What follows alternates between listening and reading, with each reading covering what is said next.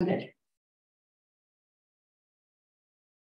I'd like to welcome everyone to the Village of Belcarre regular council meeting on November 21st, 2022. We wish to acknowledge that this meeting is taking place on the unceded territory of the Coast Salish peoples, Tsleil Waututh or Belcarre, this home to an ancestral village of the Tsleil Waututh Nation. We're thankful to conduct our work within their territory. I'll call you order the meeting at 7:02. And I'll look for a motion to approve the agenda. So moved. Second, first moved by Wilder and then Clark. So it's on the table appropriately. And any discussion on that? Seeing none, I'll look to call the question. All those in favor, raise your hand and say aye. And I would like to welcome Janet Ruzicki, who's here by distance from a place that I believe is warmer. So welcome to the meeting and glad you're here. Okay, so that carries, and then the adoption of the minutes. Item 3, regular council meeting, September 6th, 2022, moved by Councillor Clark and Councillor Second that. Wilder. Okay. Gotta be quick, Joe. Yeah. So the minutes from the regular council meeting held September 6th, 2022 be adopted. Any discussion on that? Seeing none, I'll look to call the question. All those in favor say aye. Aye. And I know that it carries in the affirmative ayes. Okay, inaugural council meeting moved by Councillor So moved. Clark and Councillor Elworthy, and that the minutes from the inaugural council meeting held November 7th, 2022 be adopted. Any discussion on that? Seeing none, I'll look to call the question. All those in favor, raise your hand and say aye. Aye. And I know that the ayes carry it. It's carried in the affirmative. And we have no delegations and no presentation. So we will move on to item 5. And I'm going to ask Paula Richardson, our CAO, to outline the report. Okay, this report, thank you. This report was brought forward from the September 6th, 2022 council meeting. Chi-Chi Kai is here from Puni Group to provide an outline.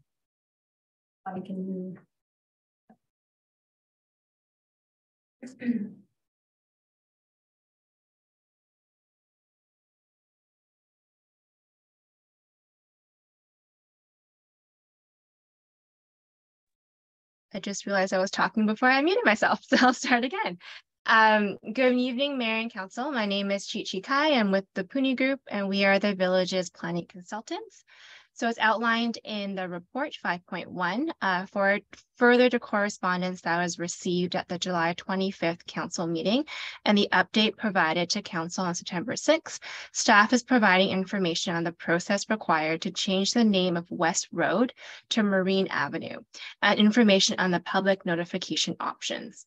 So by way of background, correspondence was submitted by residents who live on Marine Avenue, who have had challenges with the West Road to Marine Avenue interface. Because of these challenges, they requested that the road name be changed.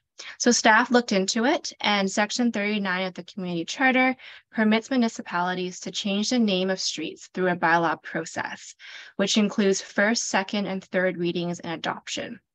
Given that there are currently no properties with the West Road address and that there have been both life safety and logistical challenges with West Road, staff does not currently foresee any issues with the name change. So although the charter does not require public notification as part of the name change process, however, recognizing that Belcarre is a tight-knit community, staff recommends undertaking a broad notification process so residents are informed of the change. The broad notification process includes sending a letter to existing residents along Marine Avenue and West Road, posting on the village's website, and emails through the village's resident email list. Alternatively, council can direct staff to undertake a targeted notification to just those addresses along Marine Drive / West Road. So we propose a 1-month notification period with the results being brought back to council in the new year, followed by any required bylaw readings. And that's it. So thank you and happy to answer any questions that you may have. Okay, thank you very much. So we're at the point right now, we could move the recommendation, Councillor Clark. Yeah, Get it on the floor, and Councillor Elworthy second that.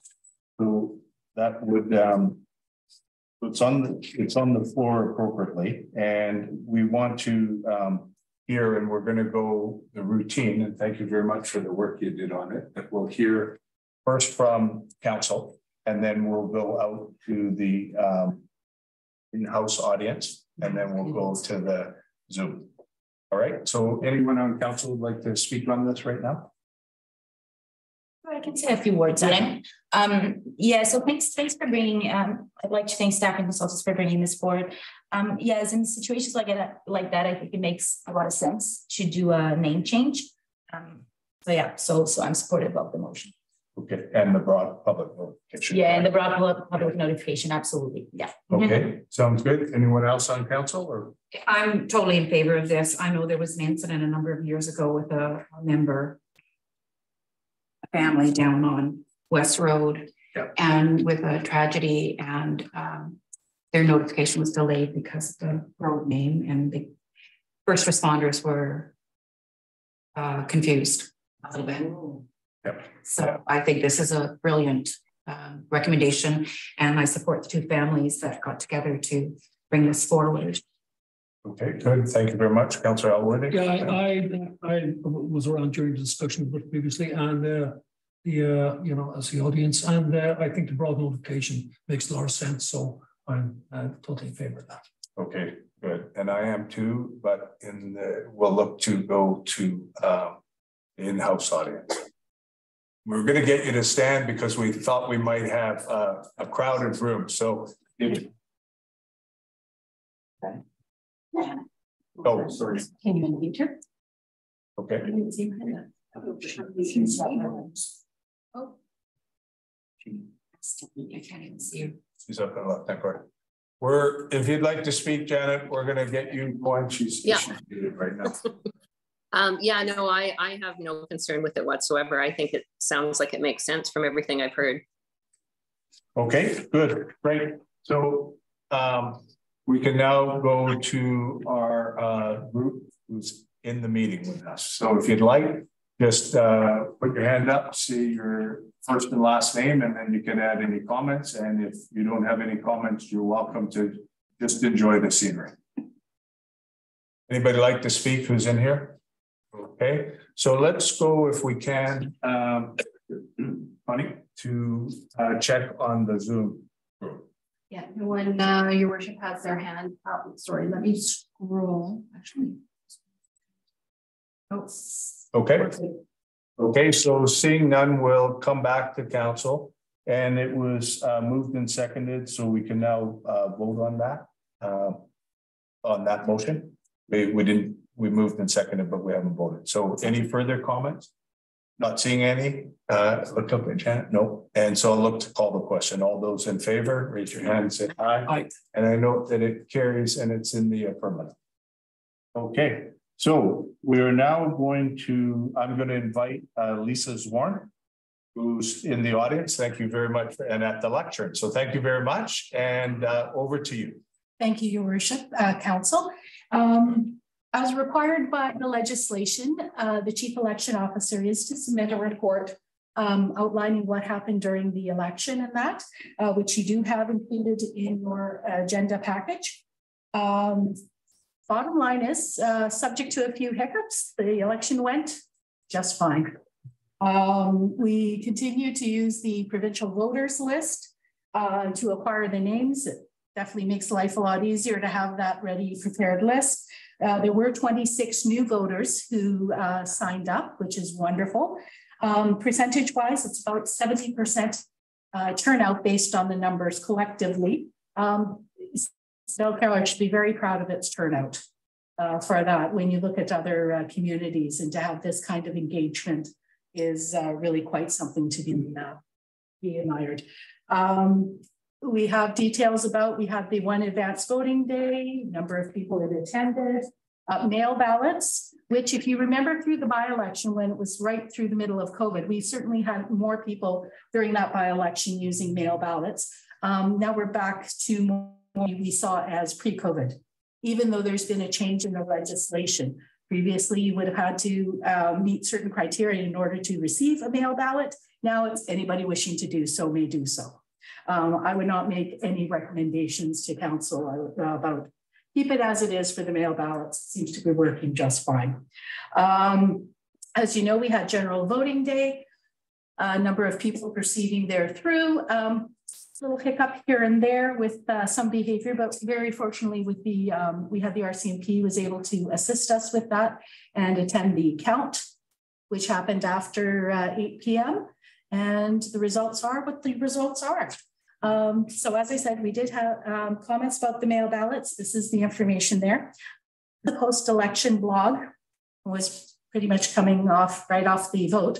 That raised a number of issues, and traditionally these reports are a lot smaller, but in light of the comments that have been made in that blog, I wish to provide some additional information, which is there for your review. And that's about what I have to say, except for I would very much like to thank Ms. Richardson and Ms. Esposito for their assistance. Couldn't have done this election without them, their professionalism, their demeanor. Their cheerful manner that kept me on the straight and narrow for that. I couldn't have done it without them and other election officials. So I'd like to recognize all that they did and make sure that you know all that they did. So any questions? Go ahead. Thank you. Thank you. So during this election, I heard a few concerns from a few residents about how difficult it was to order the mail out ballots. Do we have any comments about that? Not knowing precisely what that difficulty was, we've made it available for requesting the ballots about beginning of September, before even nomination period had closed. They could still request it up until the Wednesday before the election. And then we'd start receiving them until you get the ballots back from the printers. And there's a very short time frame for it because you have the nominations and then you've got to wait a week to see if anybody's going to withdraw. And then they still make you wait till the Monday to say, yep, that's the list with that. So of course, we're waiting to get the ballots back. As soon as we got them, out they went. If there is something else with that, I would certainly appreciate hearing for that. We've tried as best we could to make sure we have the information up online. The forms were there if they so needed it. So thank you very much. No, it's a good report. And yeah, I have no additional comments. I'll try to get the concerns in writing so we know exactly. Thank you. Thank you. Okay. Councillor Elworthy, go ahead, please. So, I mean, you have a lot of experience with this kind of, and thank you, by the way, for the great work and the staff and the work you've done on it. But so, I mean, there's some disturbances, stuff like that. Is that pretty standard in municipal local government election, or does that appear to you to be unusual? There may be, when a community is as small as yours and there's only one voting station, everything is seen. Whereas if you were working, like, for example, previously I worked for a larger community in the Fraser Valley, which was, sixth largest city.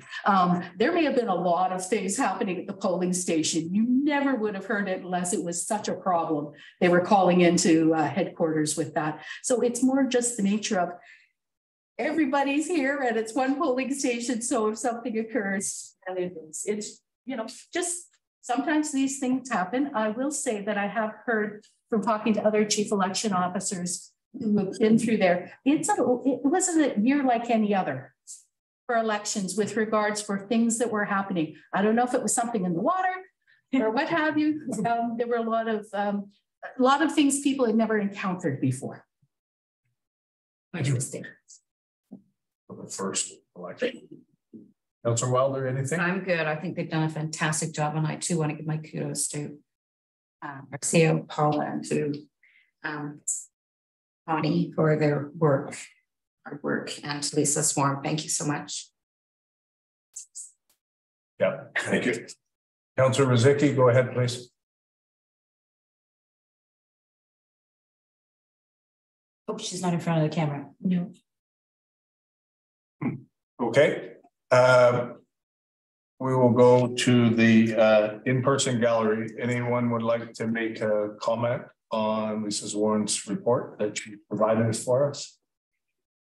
Not seeing anybody wanting to make a comment, we'll go to the Zoom gallery. Anybody in the Zoom gallery? Oh. Just a sec. Sorry, it's Janet.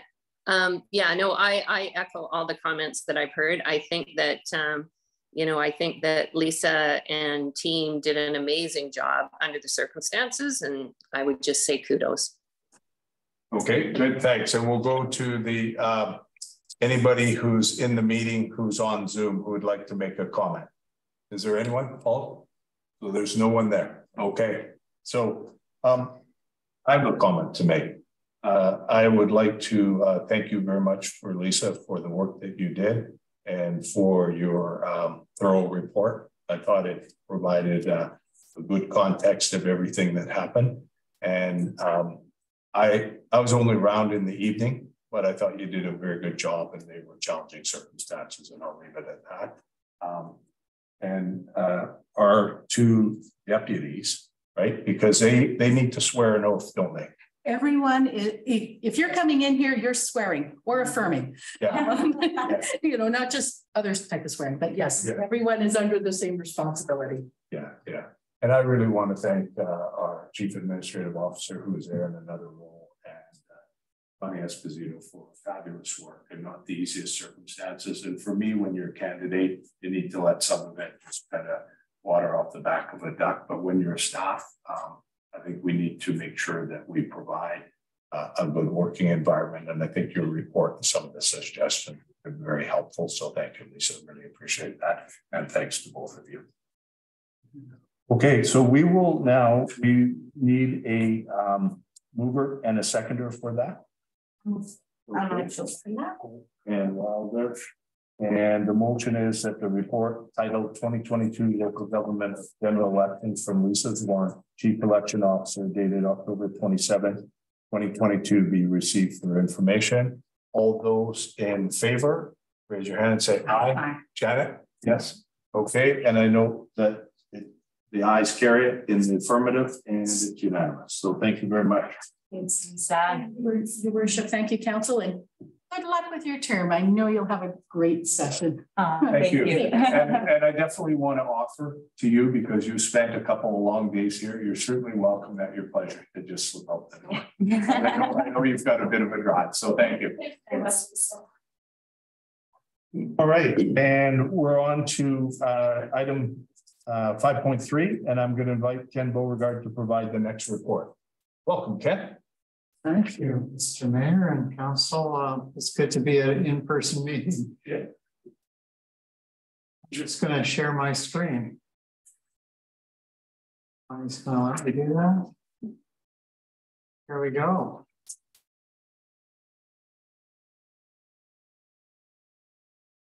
So the first report we see on the agenda is the projected 2022 budget variances based on the results to September 30th of this year. This report is provided 3 times a year, according to council policy, where we look at the expenditures and the revenues to date, and we try to estimate where they'll end up at year end in comparison to budget. And it gives staff and everyone a chance to look at operations and to make adjustments for the end of the year if there are areas that need to be adjusted. So it's a very good practice that the village is undergoing every quarter for this information. So I'm just going to highlight what the major findings are of the variance report. So I'm going to go through briefly each of the operating funds. That would be the general operating fund, the water operating fund, and the waste and recycle depot or ward operating fund, and also the capital review that was undertaken as well. So first of all, in the general operating fund, you can see here that revenues are expected to be about 9% over budget, which is a positive thing. It looks like there's a lot more building permit revenue that has come in. And there's a special small communities grant that came in from the province, was about, I believe, 70,000 higher, which was a nice present from the province. There were additional interest earnings, and together those are resulting in about $124,000 worth of projected extra revenue, which is positive. On the expense side, we're projected to be about $40,000 or 3.4% over budget. And that was due to additional administrative resources that was brought in due to absences, due to more legal costs and building reflection time that was spent in the expense side of things. So that offsets some of the increased revenue. So if we look at the next category, it's the allocation of centralized support costs. So this is what gets charged out to the other funds, the water operating fund, the ward operating fund, and the MRN or Major Road Network Fund from the general operating fund for the support that is provided to those areas. And so if you remember a few years ago, we changed the method of allocating out those costs. And so now those areas are paying a fair share of support for those support that they do receive. So you can see here where we're projecting to charge out about $14,000 or 6.7% more than is budgeted for, because our overall costs are up in the general fund. So you can see here at the end of our bottom line is that we had a budgeted transfers to reserve of $465,000. And we're projected to be transferring $562,000 to reserves, or about $97,000 over our budget, which is mostly related to that additional revenue we've just mentioned. So that's a positive thing. To be setting aside more money in the reserves. So that's the major impacts in the general operating fund. I'm just going to go into the water operating fund now. And on the revenue side of things, you can see we're very close to budget in the water operating fund. But on the expense side, we're projected to be about $38,000 over budget, or about 12.9%. And that's due to higher SCADA operating costs, an increase in the administrative cost allocation that we just mentioned from the general fund. And together together with the Strathcona expenditures that are a bit over budget, that is resulting in a $38,000 increase in expenses in the water fund. But most of it is related to SCADA. I'm sure that staff could speak more to that if there's any questions around SCADA.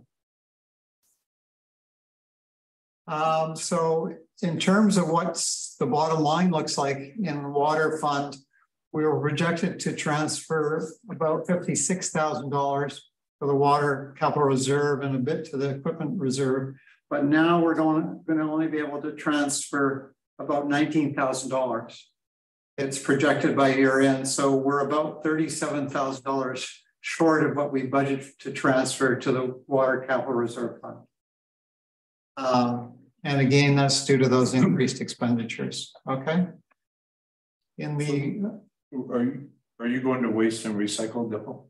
Yes. Okay. Do you mind if I just stop? And I Yeah. believe I have a question for you from Councillor Wilder. Thanks. I was just wondering why would the SCADA operating cost be so much through the chair to Ken and possibly Stuart? Why would the SCADA cost be so much more than they have been in the past? Let's Stuart address that. Yeah. I mean, first of all, we didn't get a chance to talk a little bit. I just wanted to get some clarification on some of the details of that. However, you know, there were two fairly significant issues at Strathcona this year, which ended up, you know, being fairly significant to be able to find a resolve and to fix. So that probably would have ended up costing the majority of that funding.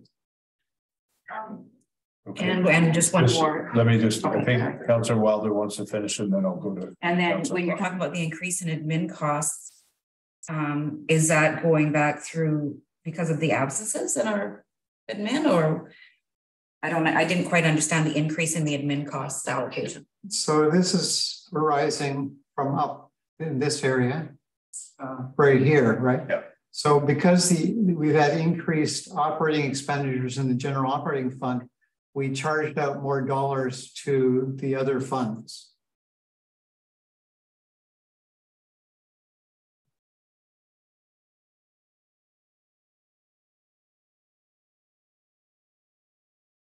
So I think, Lisa, I think you're looking for a slightly, not a different explanation, but a different. More definitive. Yeah. I just want to understand why, just saying an increase in the admin costs.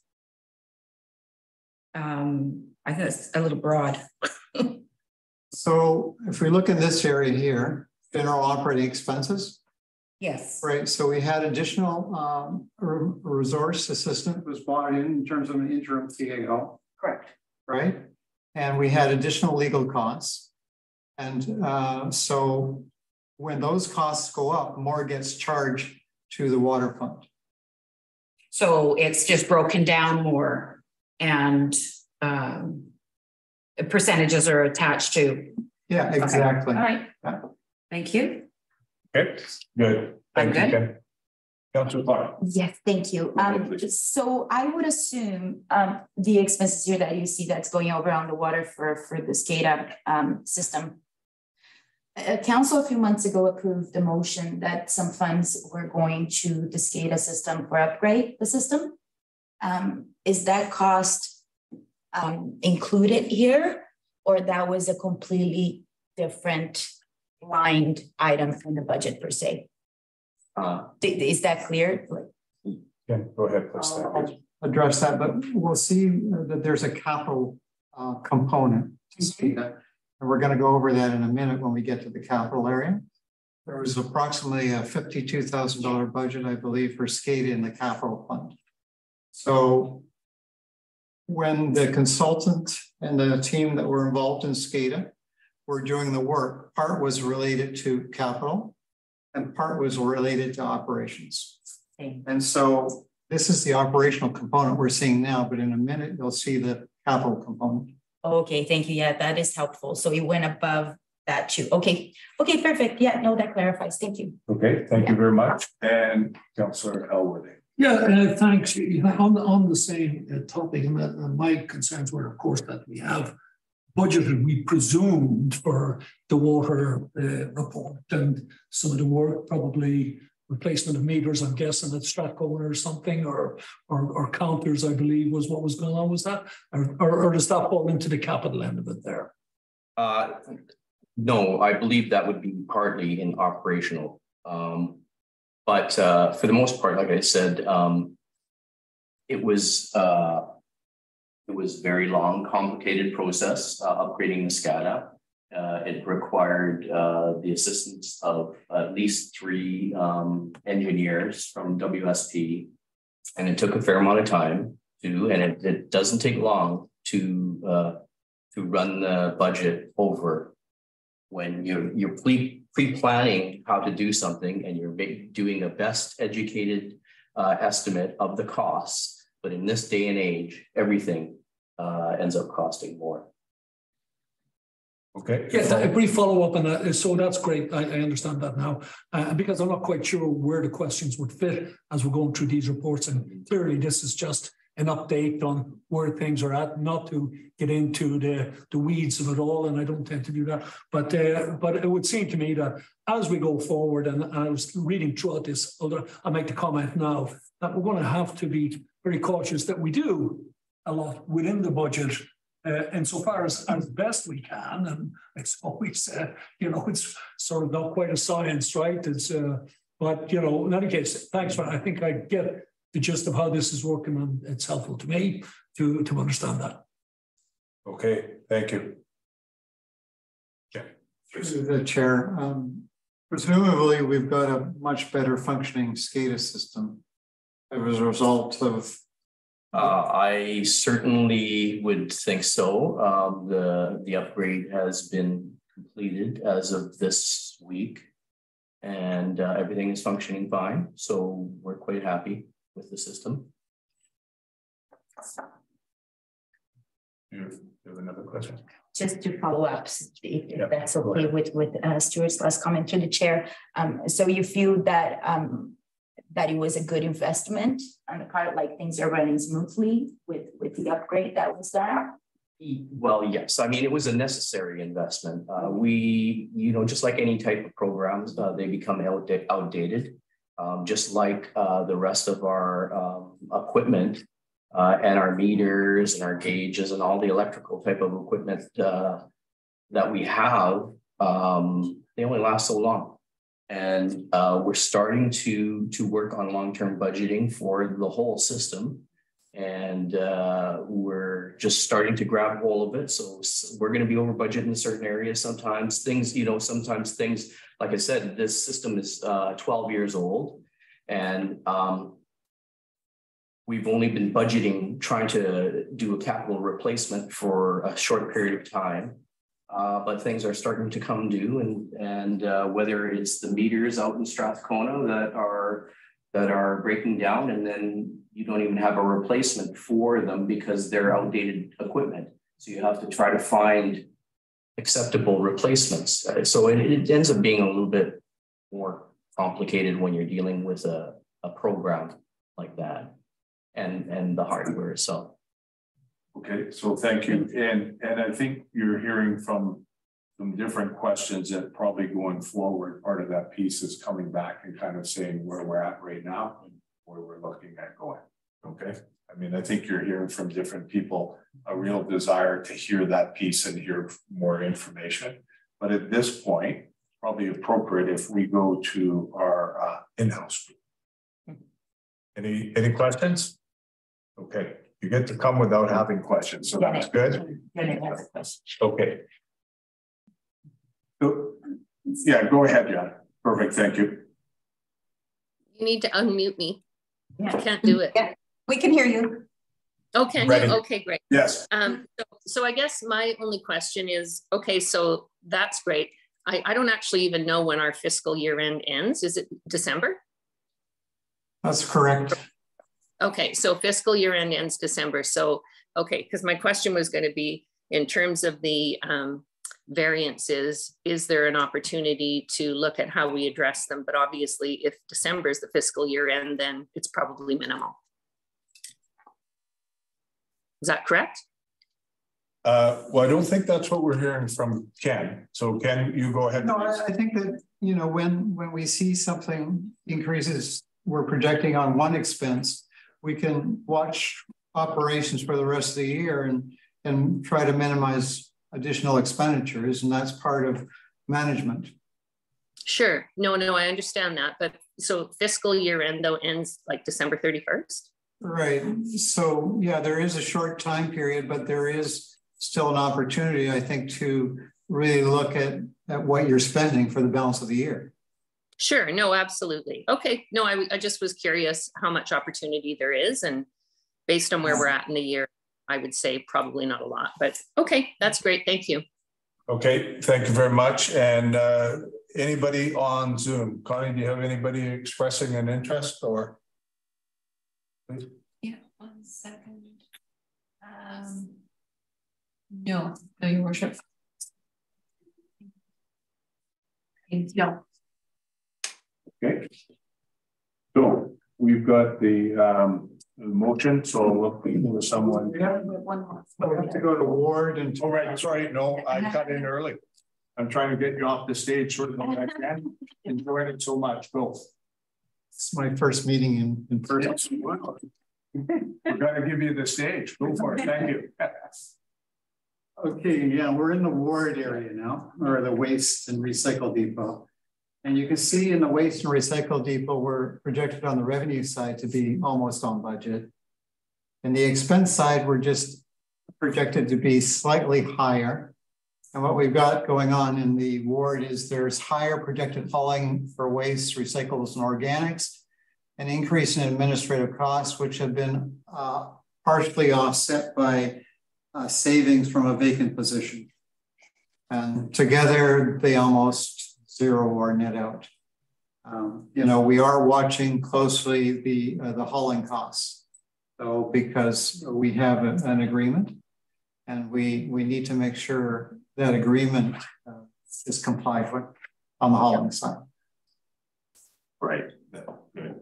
Okay. That's positive to hear. Go ahead. If I may, just on the savings on the vacant position, I'm not going into it again. We're not here to do that, but I'm presuming, and perhaps this is with staff, is that that vacancy will be replaced. It's intended to be replaced, or is it deemed redundant, or is that something that we deal with here, or just deal with it at another time? Okay, let's Stuart, you go, and then you want me Nope, to yes, please. Yeah. Thank you, Your Worship.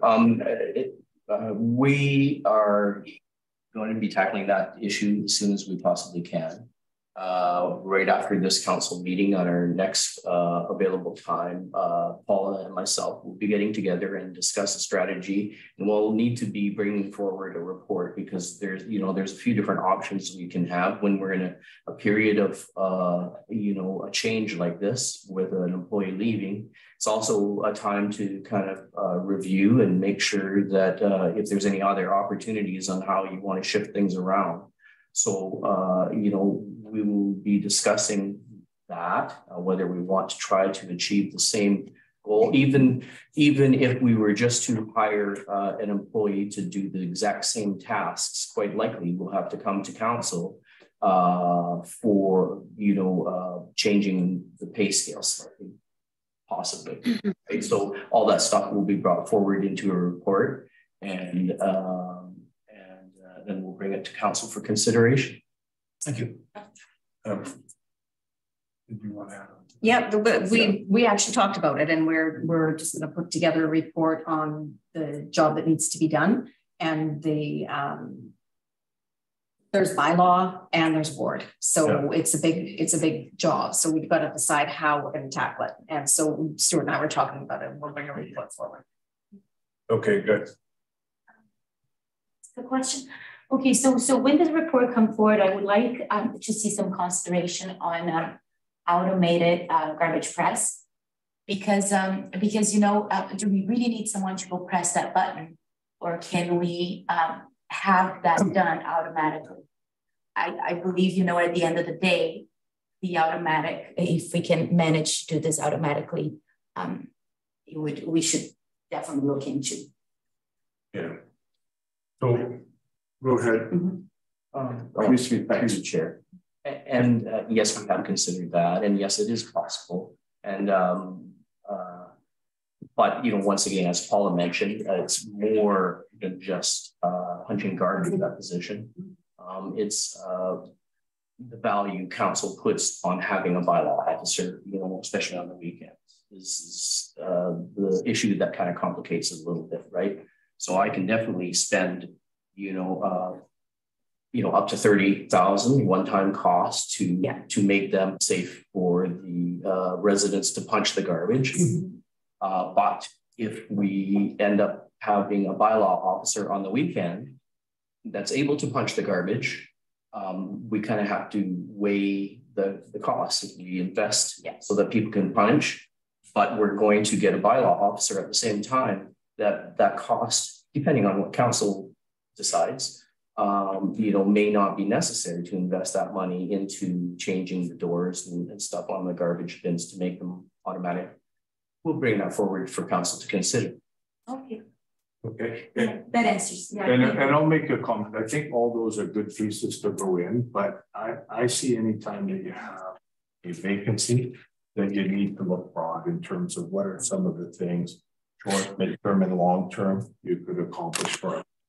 And I think those are some fundamental things that you've spoken about, but I think there's some things beyond. So when you bring that report, I'll look forward to it, and myself and There may be others that have comments, but I'd like to be part of that too, because I just think in the past, we've missed some opportunities to do some things that would have provided savings, that would have provided other things for this village. And at the time, the sense that you can't change positions was put there, and the ideal time to change a position is when you have no one filling it. And it allows, and it won't be my view, but it will be the breadth and depth of what council thinking with good guidance from our staff. Okay, so let me, if I can, see if you want to take a break here. We got the capital to go. Yeah. Okay. So excuse me, sorry, does Janet have a comment? Waste and recycle. Yeah, I don't know if she did. No. Okay. If you just wave your hand, is that how she does it, Connie, if she wants to get on? Well, she should. It's easier actually if she clicks the raised hand, because I won't notice, because the raised hand is yellow. Right. So will that help you, Councilor Mazicki, if you raise your hand when you want on, and then we'll include you on the council part, okay? Not your physical hand, but the the icon on the raise hand feature. Because I won't see this little guy. Yeah, see you there. Yeah, okay, perfect. Okay, I'll do that. Okay, thanks very much. So moving on to the capital area. You see in the general capital budget that's of a budget of 606,000. We're projected to spend about 172,000 by year end, or $434,000 under budget. And I'll show you specifically, there's an appendix attached which projects are projected to be under budget for that. In the water area, you were projected to be about $70,000 under the capital budget, and award $8,000. So if we look right at the end here, we'll see the projects that are related to that. So you can see here in the general capital area, the projects that have we've completed are the Bidden Road overlay. We're projected to spend some money on road rehab, public works equipment, and some on the trail system by year end. So about $172,000 was projected to be spent in general capital. So that left the $434,000 that was under budget, basically. The very last page, sorry. Yeah, pardon? Is that the very last page? Yes. Okay. Yes. May I ask a question on this item? Yes, go ahead. Okay. So just a few things here, because I know, it's a short time for us to pass this, but I wanted to highlight a few things that I think it's important. So there's some work, especially on public works usually. There's some works here that's been on the budget for a long time, but wasn't completed. There's works that needs to be done on drainage, on maintaining the trails. We talked about the Tatlow Reservoir, having a fence around it. And these are all projects that we've been pushing it to other years. That, when we talk about asset management is something that, in my view, nowadays, now that we have the report on the water, we know a little bit better on what's going on there.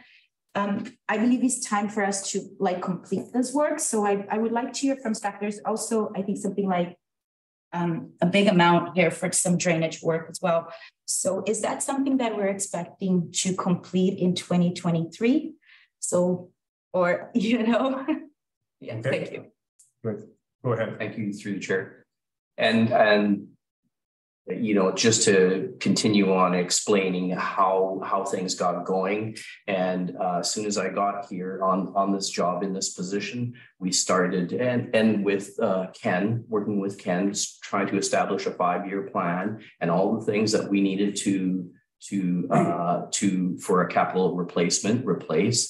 And then the reality of having such a small staff and kicks in, you know, when one major project like the Midden Road goes into 2022, and then direction from council, you know, to do the multi-use path and stuff like that. Those things, they consume, they really impact the budget and the plans that I had. But obviously council's wisdom is what we have to go by. And that's the right direction always, correct? And but you know, once again, with a small municipality and so few employees, it becomes very challenging to try to get some of the other jobs done. Having said that, those jobs, you know, and particularly the fencing around Taplow, and there's some other issues around Taplow that I want to kind of package up to one thing, and it's got to be a very high priority, and I will be getting it done this year. We're concerned about, you know, a lot of things, but once again, you know, the terrain, the fact that there's some environmental type of issues that we have to consider. You know, there's a whole host of issues relating to that we have to tackle, and it takes some time. And I did have to push that fencing and some of the clearing around the reservoir. I had to push that over to next year because it became impossible, because you can only do it a certain time of the year anyways. You can't be doing it in the rainy seasons, right? So there's so many things. Okay. So I have a question. I'd like to follow up on that if I could, because I'm just trying to understand this piece. So I was elected in a by-election in January of 2021, and in February 7th was my first meeting. So when I came in, the multi-use path wasn't on the agenda at all, as I understand, but maybe not being around. The Midden Road was a temporary closure that had been on the books for a while, yes, with the promise of opening it up. And I know it wouldn't have been just you, but I guess as I look at this, because I always try and make rhyme and reason of what's happening, but it sounded like Midden was not affected at all by the multi-use path. It was far ahead of it. So let me just walk through. So as I go through here, it's a temporary closure. And then I go through, and as I walk down, I see a myriad of things that project are delayed due to other priorities, And I don't intend to, I actually don't raise this other than to ask this question. I just think there's a lot, like for me, if it's delayed, and I do know that construction kept going, but at times construction, because of the weather and because of things, were delayed. But it just seems we've got a lot that's kind of in the wings that's waiting. And the summary that you gave up didn't add up to me. So I'm just, because the multi-use path was not affected, or Midden wasn't affected. It was a temporary closure. I mean, that's what I wasn't following closely, but I heard it closed. It's going to be opened up, and it went on for a long time. So I just worry that and I think Councillor Clark raised some of this, but we've got a fair amount of things delayed to other priorities. So I guess as we go forward, we need to hear if we've got things that we can't do, we should be prioritizing what we can do and what's needed to keep things in a state of good repair. But I also want to say this, that Midden Road would have been done by a contractor, correct? That's correct, but it does involve my time, quite a bit of my time, actually. Yeah. So anyways, and I don't know if there's an answer here, because for me, that Midden didn't affect anything prior to me coming on. To me, and there may have been things I didn't see, so I'm not going to dwell on it, but we've got a lot of things where, and I'll just finish off on the last one. The water report, which is the fence, which is a whole lot of things. I believe it's not just that we can't do it. Like I'm expecting at some point, and I'm not going to give a date, but that water report will come back to this council to be able to look at it, to be able to hear advice, to be able to say how we're going to go. Because and I understand there may be things on the seasonal part, but if the seasonal part is there, what I want to know is, let's make it one of those priorities where we're going to go, if we choose as a council where we go forward. We pick a time that we know very likely it's going to be good weather. It's going to be people have available stuff. So I'll close there, but I just and I take responsibility for this. We need to be able to get a little tighter on some things. And I think we need to bring it back. But I notice I've got some speakers on both sides. So I'm going to do this. I saw Joe. And then I think, Lisa, did you want on or? And then I wanted to follow up with my previous question. Okay, so can I go Joe, Lisa, and then Carolina? Is that fine? I saw it all out of the corner of my eye, so it may not be accurate, but if we're okay. Yeah, I won't. You won't need flashlights. I'll be okay calling you. I mean, to me, there's a lot of stuff here. Like this is in, and I seen it, and I hear all of what, and I think that's where people are looking at them. I happen to be going through my orientation, and I looked into the 2021 annual report. And there's very good update in there in 2021 on where all these projects are at and what's stalled. And there's a lot of them, and where they're stalled and where they're not. And unfortunately, we're not going to have a 2022 annual report. That can be up to June based on the charter of what I've read, right? So whenever it comes, that's up to staff. But I think we probably, if I may suggest, need to at least go through an update on where all of these projects are at, so we get a good understanding. I mean, we've I'm not bringing up elections, but we've been through it. We've heard from the public out there. We've heard from the residents on a lot of these issues, and I think will be a good opportunity. Now, how we do that, I don't know. I guess you'd have to schedule them into those meetings and that schedule somewhere. But I think that's probably would be a good idea, because it's not just the water, which is a whole complex word in itself. It's not the main roads, it's the drainage, it goes on, right? And there is the priority that the previous council, and I say the previous because this is a new council, although there may be former councillors on it. We began as a new council here, and I think we need to find somewhere to do this so as we can all get some idea. But we're under timelines, we're under a certain amount because we got a budget, we got financial reports. So somebody can help me with that, and if that belongs for another meeting, I'm quite happy to bring it forward till December 6th. Thank you. Okay, thank you. Good, Joe. And I just want, you said what I was going to say, basically, although you're very more vibrant than I in your speech. What concerns me when I look at this, it really concerns me, is all the zeros. It just concerns me, all the zeros, actual years spent or that have been completed, zero completed. I think that fence around our Tatlow needs to be at the top of our list. You talk about weather, and we've had nothing but gorgeous weather. We've had 2 torrential rainfalls recently, and that was it. Even up to now, we've got sunny, clear days. So I don't know. I think that's just a priority for security around our tank. But that's just something I just wanted to bring forward. And you know, I know our staff does a great job. They all do. You all do. And it's just a concern when we look at this.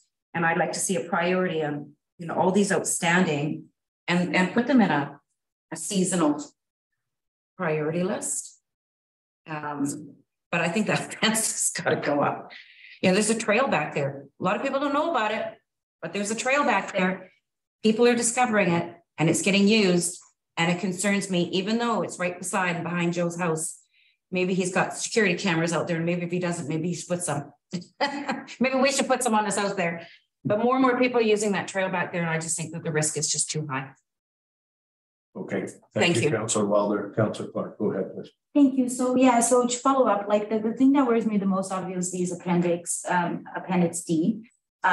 You know, next year when we're doing this again, I hope I see project completed rather than project delayed due to other priorities. I mean, we talked, and that came up a lot during elections. I talked about this a lot in the last 4 years between 2018 and 2022. We need to be able to deliver the basics. This year that has a long list of projects related to other priorities, those are the basics. If we can deliver the basics and we're jumping into new projects, then we have a problem. And the question that lingers in my mind here, hearing from the feedback here, is that how come we were able to take care, of this before, but we are not now. I just would like to see. I think it's important for this council to see this and to highlight all these things that haven't been done. So for when we are to embark in new projects, we know, okay, hang on, do we have the basics done? Did we get the basics right? And if so, then that's great. So I think, especially now we're in a better position financially, our reserves are going up. So I think it's a good time now to give the attention that those projects deserve and actually get them completed. And I'll leave it at that. Okay, thank you very much. And Councillor Ruzicki, go ahead, please. Set to unmute. That's okay. Can you hear me? Okay, there we go. You're on. Thank you. Yeah, so I guess my question, being fairly new to this is sounding like maybe some of these zeros on here are a bit of a surprise to people. So is this something we review quarterly? Yeah, you'll note in this material gives the review dates. Okay, so this, we would have known, that things were not going to be completed earlier than now, is I guess my question. Because obviously everything's not going to happen in the fourth quarter. Is that true? So we would have, and I'm assuming they're kind of plotted out. And I know we've been talking about weather implications, et cetera, but this would have been reviewed 3 times already. Is that correct? Ken, go ahead. Yeah, the last formal review of a report on the council agenda was for the period ending June 30th. But okay. Having said that, staff have access to where they're at with their budgets on an ongoing basis through reports that come off the financial system. So there is impetus for staff to be monitoring budgets throughout the year. Okay, that's great. Thank you. Okay, thanks very much, Councillor Ruzicki. And we went in-house and now we'll go. Is there anybody else on the Zoom? Yes. No. Sorry, just 1 sec. Okay. What's that? We did already, right? And Trustin, jump in if you. Oh, okay. Ian, go ahead. It's Ian Devlin, and I'm glad to hear what the council was recommending regarding this security fence. Because I wrote to outline the fact that there is a report, BC government report, design guidelines, residential community water systems. And in that report, they recommend that there be a security fence around any tank or potable water situation. Now, since then, we've done more work in the pump house. I'm not sure if I should talk about it because I'm not sure if it's confidential information. But anyways, in that pump house is now becoming an absolute hub for security issues regarding potable water system. And it's beyond being important, it's critical for the fire safety, for the fire department to use during fire situations. And for that system, even though it's protected with cameras and lights and everything else, it still needs a first barrier of security, which would be the security fence.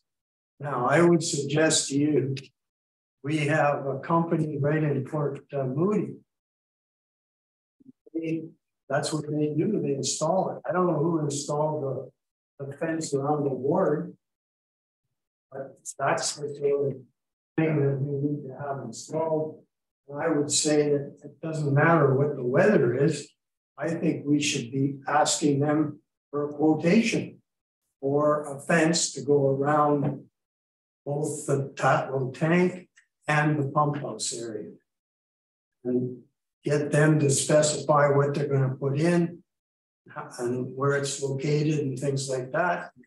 We could go ahead with that without any delay, because I think that becomes super critical for our safety of our potable water system. Yeah, so my reference to the water report, we received that on September 6th meeting, and in it were a number of recommendations, including that, correct?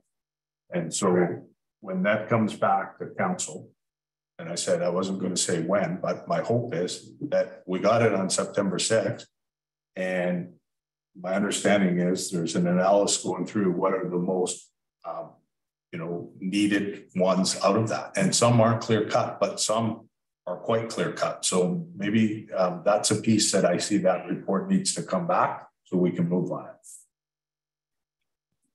Go ahead. Thank you, Richard. And just if I can expand just a little bit, because yes, staff believes that protecting that water source is critical. And those rules and guidelines are not new. They've been there for a long period of time, and just like the maintenance of the water reservoir have been there for a long time, but the system, it was never designed, the area around it was never designed to be maintained. And that's why I don't want to just jump and put a fence where I have to remove, so much of the earth, so that we can have that reservoir inspected to a proper standard, because nobody will inspect it without getting proper scaffolding, or at least a person lift, a motorized person lift, to be able to go around it, to be able to measure the seams and be able to determine whether there's any metal fatigue. And so therefore, we have to make that area in the proper condition to be able to service that reservoir first, and then put the fence around. So we will have to do it in an inclusive type of a project, rather than just put the fence there. Okay, thank you for that. And we don't have any more. Anybody else? Okay, go ahead, please. I think we haven't quite finished this area. Just to highlight, the water, of course, projected to be about 70,000 under budget. I just wanted to point out that the STATA, the capital project we referred to earlier, is listed here, and it's shown as being fully spent by the end of the year, the $52,000. And then, of course, there was a small ward capital expenditure that was budgeted for, which is not projected to be spent. So that concludes the budget variance report. Okay, good. Councilor Alwood.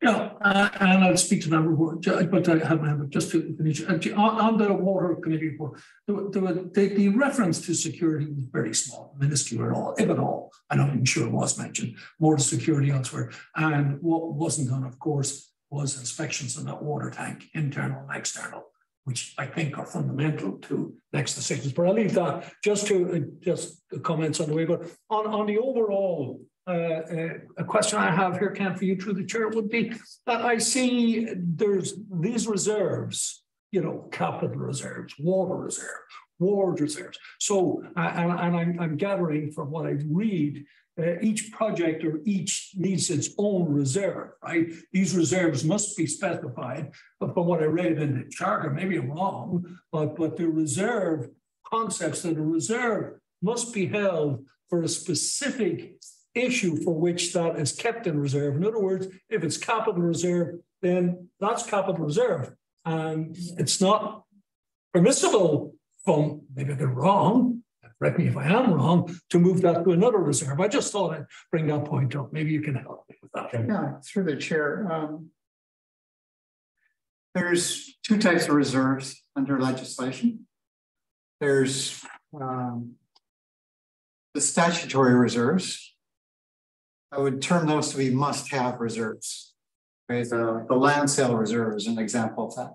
And then there's non-statutory reserves. I'll call them may-haves. You still have to have a bylaw to set them up, but you don't have to have them. Right? So they all have to be established by bylaw.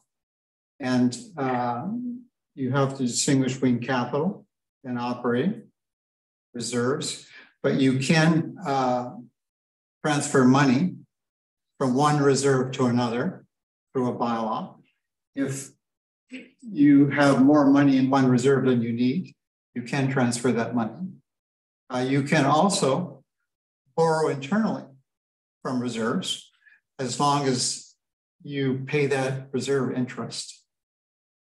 So you do have some flexibility. Now the village, back when I began here, I guess, we instituted a reserve and surplus policy, and we'll bring that forward to council, but it shows you each of the village's reserves and what the minimal amount we want to keep in those reserves versus the optimal value we want to keep in those reserves. But we'll bring that forward during budget discussions, and you can have some more knowledge specifically of the reserves the village has. But on a positive note, we have been building those reserves up very well over the last few years. Thank you. Yeah. Okay, so we'll look for a councillor to move that and councillor to second it, please. So move. Okay, so the motion on the table is that the report entitled 2022 Budget Variance Report based on results to September 30th, 2022, dated November 21st, 2022 be received for your information. All those in favor, raise your hand and say aye. Aye. And I'm seeing that it carries in the affirmative, then it's unanimous. Okay, and so I'll invite on item 5.4, to do the next report regarding the 2023-2027 financial plan budget schedule. Thanks, Ken. Yeah, so we were just mentioning budgets. So now we're presenting the schedule that we would like to adopt. Now, normally, the financial plan or budget would try to be approved by the start of the fiscal year. But of course, legislatively speaking, it doesn't have to be adopted until May the 15th of the following year.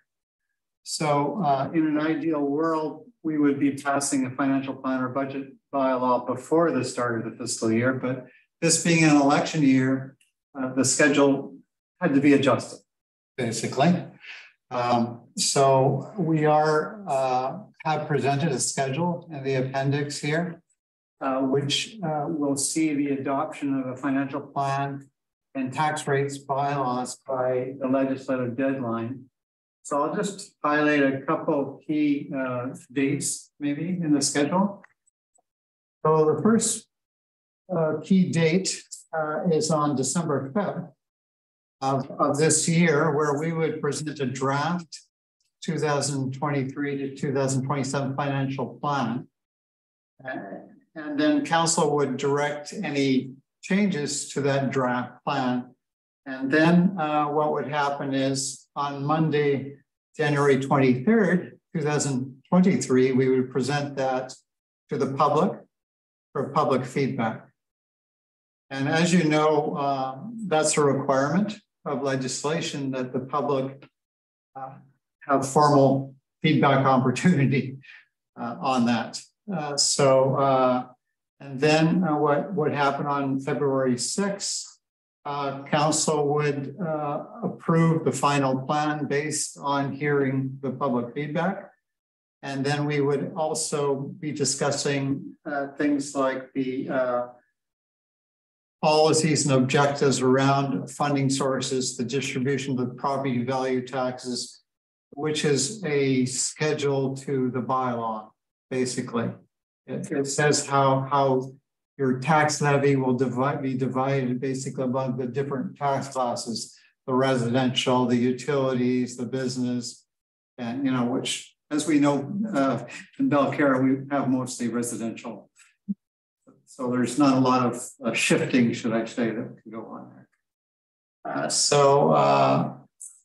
On February 21st, we would have first two readings of the financial plan bylaw.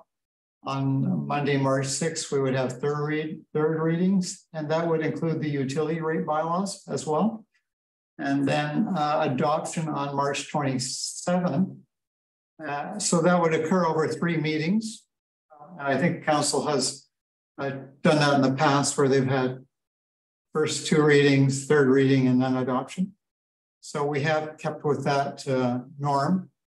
And so then after that, we would basically have the same type of sequence for the tax rates bylaw so that they would be passed before the legislative deadline. Good, thank you, Ken. So we're hoping that that schedule works for council. I'll move it. Okay, thank you. And Councilor Wilder, thank you. It's on the table for discussion, starting with council. Okay. Dates. Yeah, it's not raising her hand, so they're good. Anybody in the audience has a thought about that schedule? Any? You already have quotes on the work that you are pretty sure you're going to get done this year. The fence around the pump house.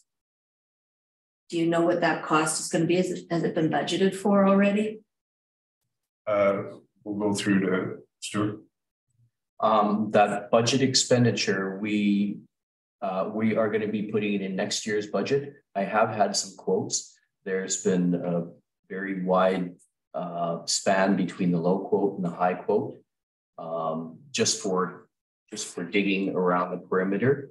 One was above $62,000, and that's just for digging around. That's not the whole project. The reservoir.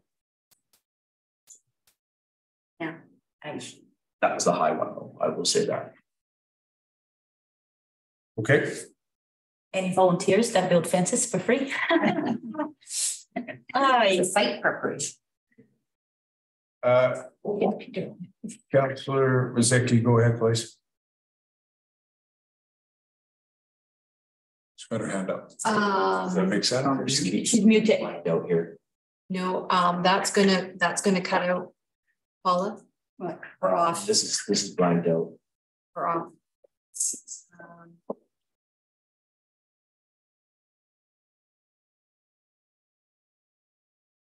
It shifted. I didn't touch the Some people. You just pause for a minute. Yeah, we're fine. Yeah. Still got her hand up. What's that? She still got her hand up, Janet. Yeah, but she's frozen, I think. I don't think so. No. Okay, so then.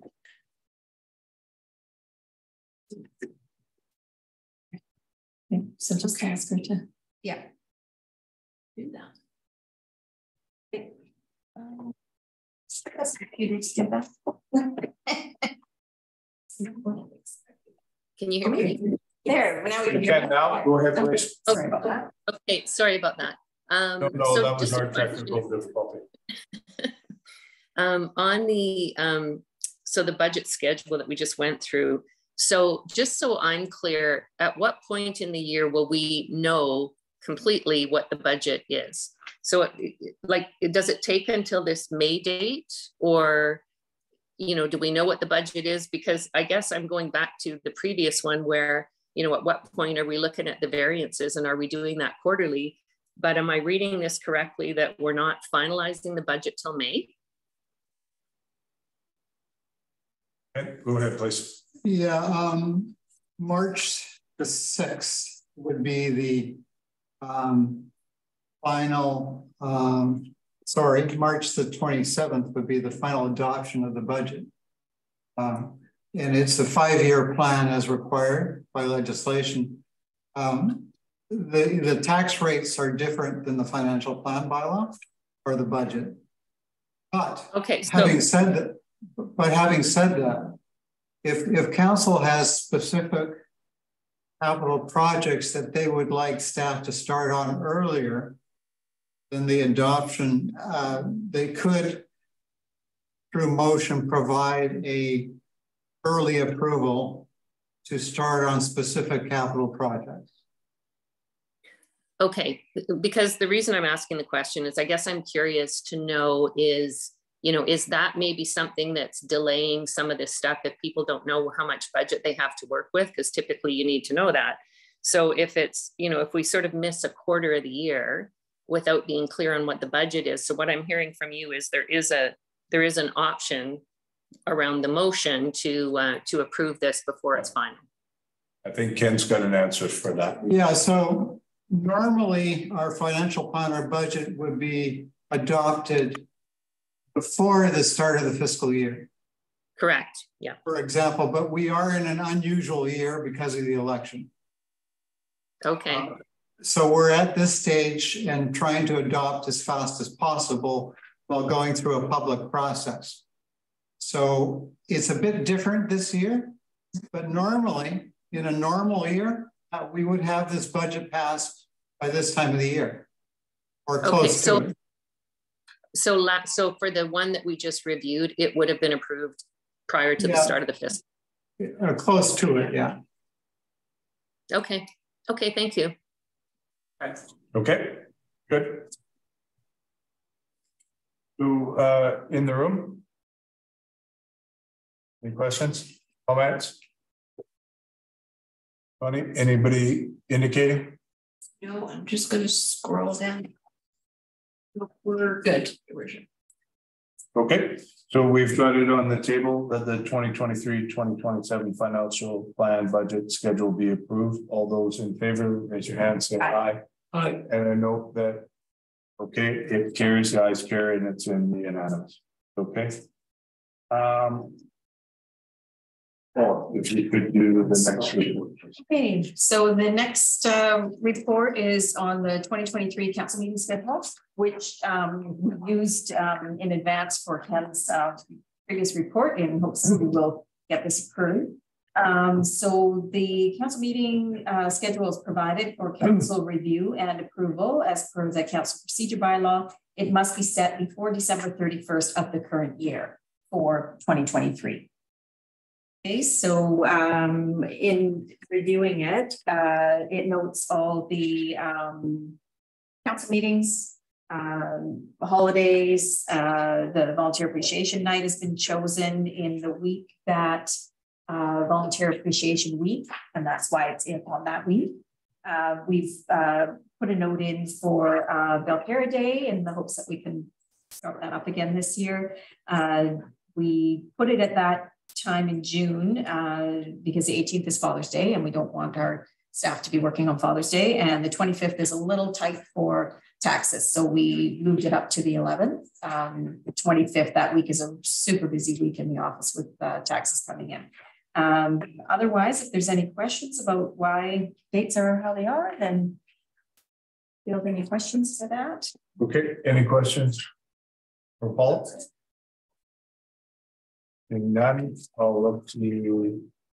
I'll have been promoted. Was it moved?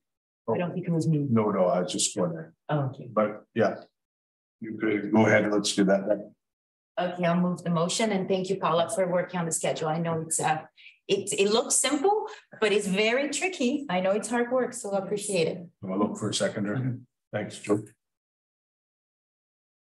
Okay, anybody on council with any comments? Anybody in the audience with any comments? Paula, can you check Zoom for us, please? Okay, no. I'm gonna do everything. Sorry. It's all good. No worries, yeah, no one has any queries. Okay, so I'll look to seeing no further questions, look to call a question. All those in favor say aye. Aye. Aye. Okay, and I note that it carries and it's in the. Thank you, Paula. Okay. You're welcome. So 5.6, Stuart, you're going to provide this, please. Go ahead. Thank you. Recommendation that the winter snow and ice removal report be received for information. This report is submitted to give residents an update on the winter plowing service in Belcarra and answer some commonly asked questions. When residents adhere to the listed regulations in the report, it helps to keep the roads safe and allows our staff to do a better job in keeping the roads clear. Belcarra staff are often shift working all night during the winter snowstorms, and having vehicles cleared off the side of the road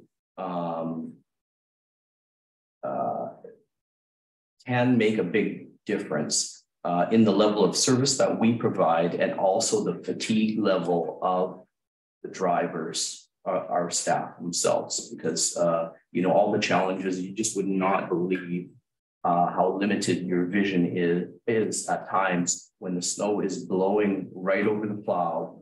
And if you have cars, you know, in the way, they're very hard to see sometimes. Back to the chair, please. Okay, did you want to cover some other things? Because I'm just thinking, like, there are useful things in there, like in terms of what people can do. Well, once again, that was all within the report. But yes, one of the most important things is actually how you shovel your driveway and ensuring that the piles are over to the right side of the driveway. You're looking down your driveway and to the road, make sure that the pile is to the right, because if it's to the left, we'll come along on the right-hand side of the road, plow that pile, and we'll smear a big ridge right through. So that's really one of the main issues I think that you could point out. Can you also patch basin, because that's a key piece that helps people, and I just I think it's helpful when it's highlighted about what people do with their catch basins, right? Well, yeah, it's very important that the residents clear out the catch basins, you know, in front of their house, because you know, with the amount of work that we have during the snowy season, it's very challenging for staff to be able to ever find time with that. So if the residents can clear out the catch basins, it helps to eliminate the ice and the rest of the hazards on the roads. Councillor Clark, did you have a question? Yes, I do. Just more like a comment. Thank you, Mayor Ross. So thanks, Stuart, for this. Actually, a question and a comment. Is this on our website, on that part that we used to have frequently asked questions? Because it would be a great document to go up there. Thank you, and through the chair, and also, you know, I want to see that local advertisement put out into the Barnacle. So I want to circulate that information as much as possible, and I think it'd be a great idea to get it in Barnacle as well as on our website. So it is on the frequently asked questions then? On the website? On the website, we have a part on the website that says frequently asked questions. Is this posted that? Sorry, through the chair. Yeah. There is a version of it's older. This has been updated, so we can update the item on there. Yeah. And I like the idea of putting it in the Barnacle as well, and perhaps even sending an email to the residents. Sure. But I just want to highlight something, and you know, when we talk about the catch basins, right? We're not the only municipality that asks for people to clear if you see that's dirty or if you see that there's leaves on the way. So please, you know, that means a lot when it comes to drainage, right? it's something simple that we can all do. So I just want to highlight that. So thank you. That's it. Good. So, and will you also get it in the Barnacle? Submit that to them? Good. The deadline is today. So I'm just going to send her a note, because I have to send her one to say that you might, the 20th of the month, but they just send it to today. Yeah. So I'm just going to send her a message, if that's okay, to contact you for that. Thank you. Right. I'll do that right now. Perfect. Okay, perfect. Thanks very much. So we've got that report. We'll get a mover and a seconder for that. So moved. Clark and Elwood. Thank you. And thanks, Lisa, for sending that into reserving it.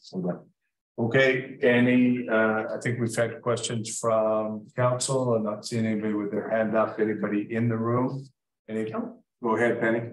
Just a comment. I know Stuart mentioned people keeping cars off the side of the road, but one of the issues that Valpera has is we have a lot of steep driveways. And in the wintertime, some people can't use their driveway. So you'll see more parked cars on the side of the road just because they can't navigate their driveways in inclement weather. So. Did you have a comment on that? Well, through the chair, and yes, we do understand that sometimes it is a challenge. Sometimes it's impossible to get your car up the driveway. However, you know, especially on side streets, that may impact our ability to actually plow the whole street. So that's why we're strongly encouraging it to the best of everybody's ability to get the cars in the driveway if they can. You know, winter snowstorms are a lot of work for everybody, sometimes including the residents trying to keep their properties going. Through the chair, our parking lot is available. If people can't get up their driveway, park here and walk, or you know, carpool to get one car in your driveway. This parking lot is always open to residents too. Good thing for the residents too. Yeah. So we can put that on our note too. We see anybody out there in Zoom? Okay, so coming back, I'll look to seeing no further discussion. I'll call the question on the Public Works Emergency Preparedness Coordinator report dated November 21st, 2022 regarding winter snow and ice removal. All those in favor, raise your hand and say aye. Aye. And I note that it carries, the ayes carry it, and it's a move from this. Okay, so you're up next, please, regarding the ICBC safety review and recommendations. Thank you, Your Worship. Recommendation that the ICBC safety review report be received for information and that council approve the recommendation of installing the pedestrian activated beacons at the intersection of Bedwell Bay and Kelly Avenue. The report that I submitted basically highlighted the recommendations in the ICBC report and gave a bit more of a background of all the issues relating in that area. And that some of the recommendations can be easily implemented, like the crosswalk beacons and the street lights, and even the high friction road overlay can be completed relatively easy. However, of course, there should be a mill and fill in that area prior to any overlay like that. But the other issues, including the walking path and road alignment, may be better suited in a comprehensive approach and consider drainage and both of the basket style retaining walls in a larger scope long-term project. Back to the chair, please. So so your recommendation is the council approved the recommendation. You covered a number of things, but installing of pedestrian activated beacons at the intersection of Bedwell Bay Road and Kelly Avenue. Correct. Yes, Your Worship. I mean, all those smaller issues could be up for consideration, but the one improvement that I thought would go through without much debate would be the crosswalk beacons. I know there's a lot of back and forth with street lights, so I put it out there for council to consider and debate rather than proposing it as a fix. Obviously, if council were to kind of amend this proposal and vote in the street lamps, I would move forward in doing so. Yeah, so those street lamps are the number 2, and you haven't recommended that at this point, correct? That is correct. Okay. All right.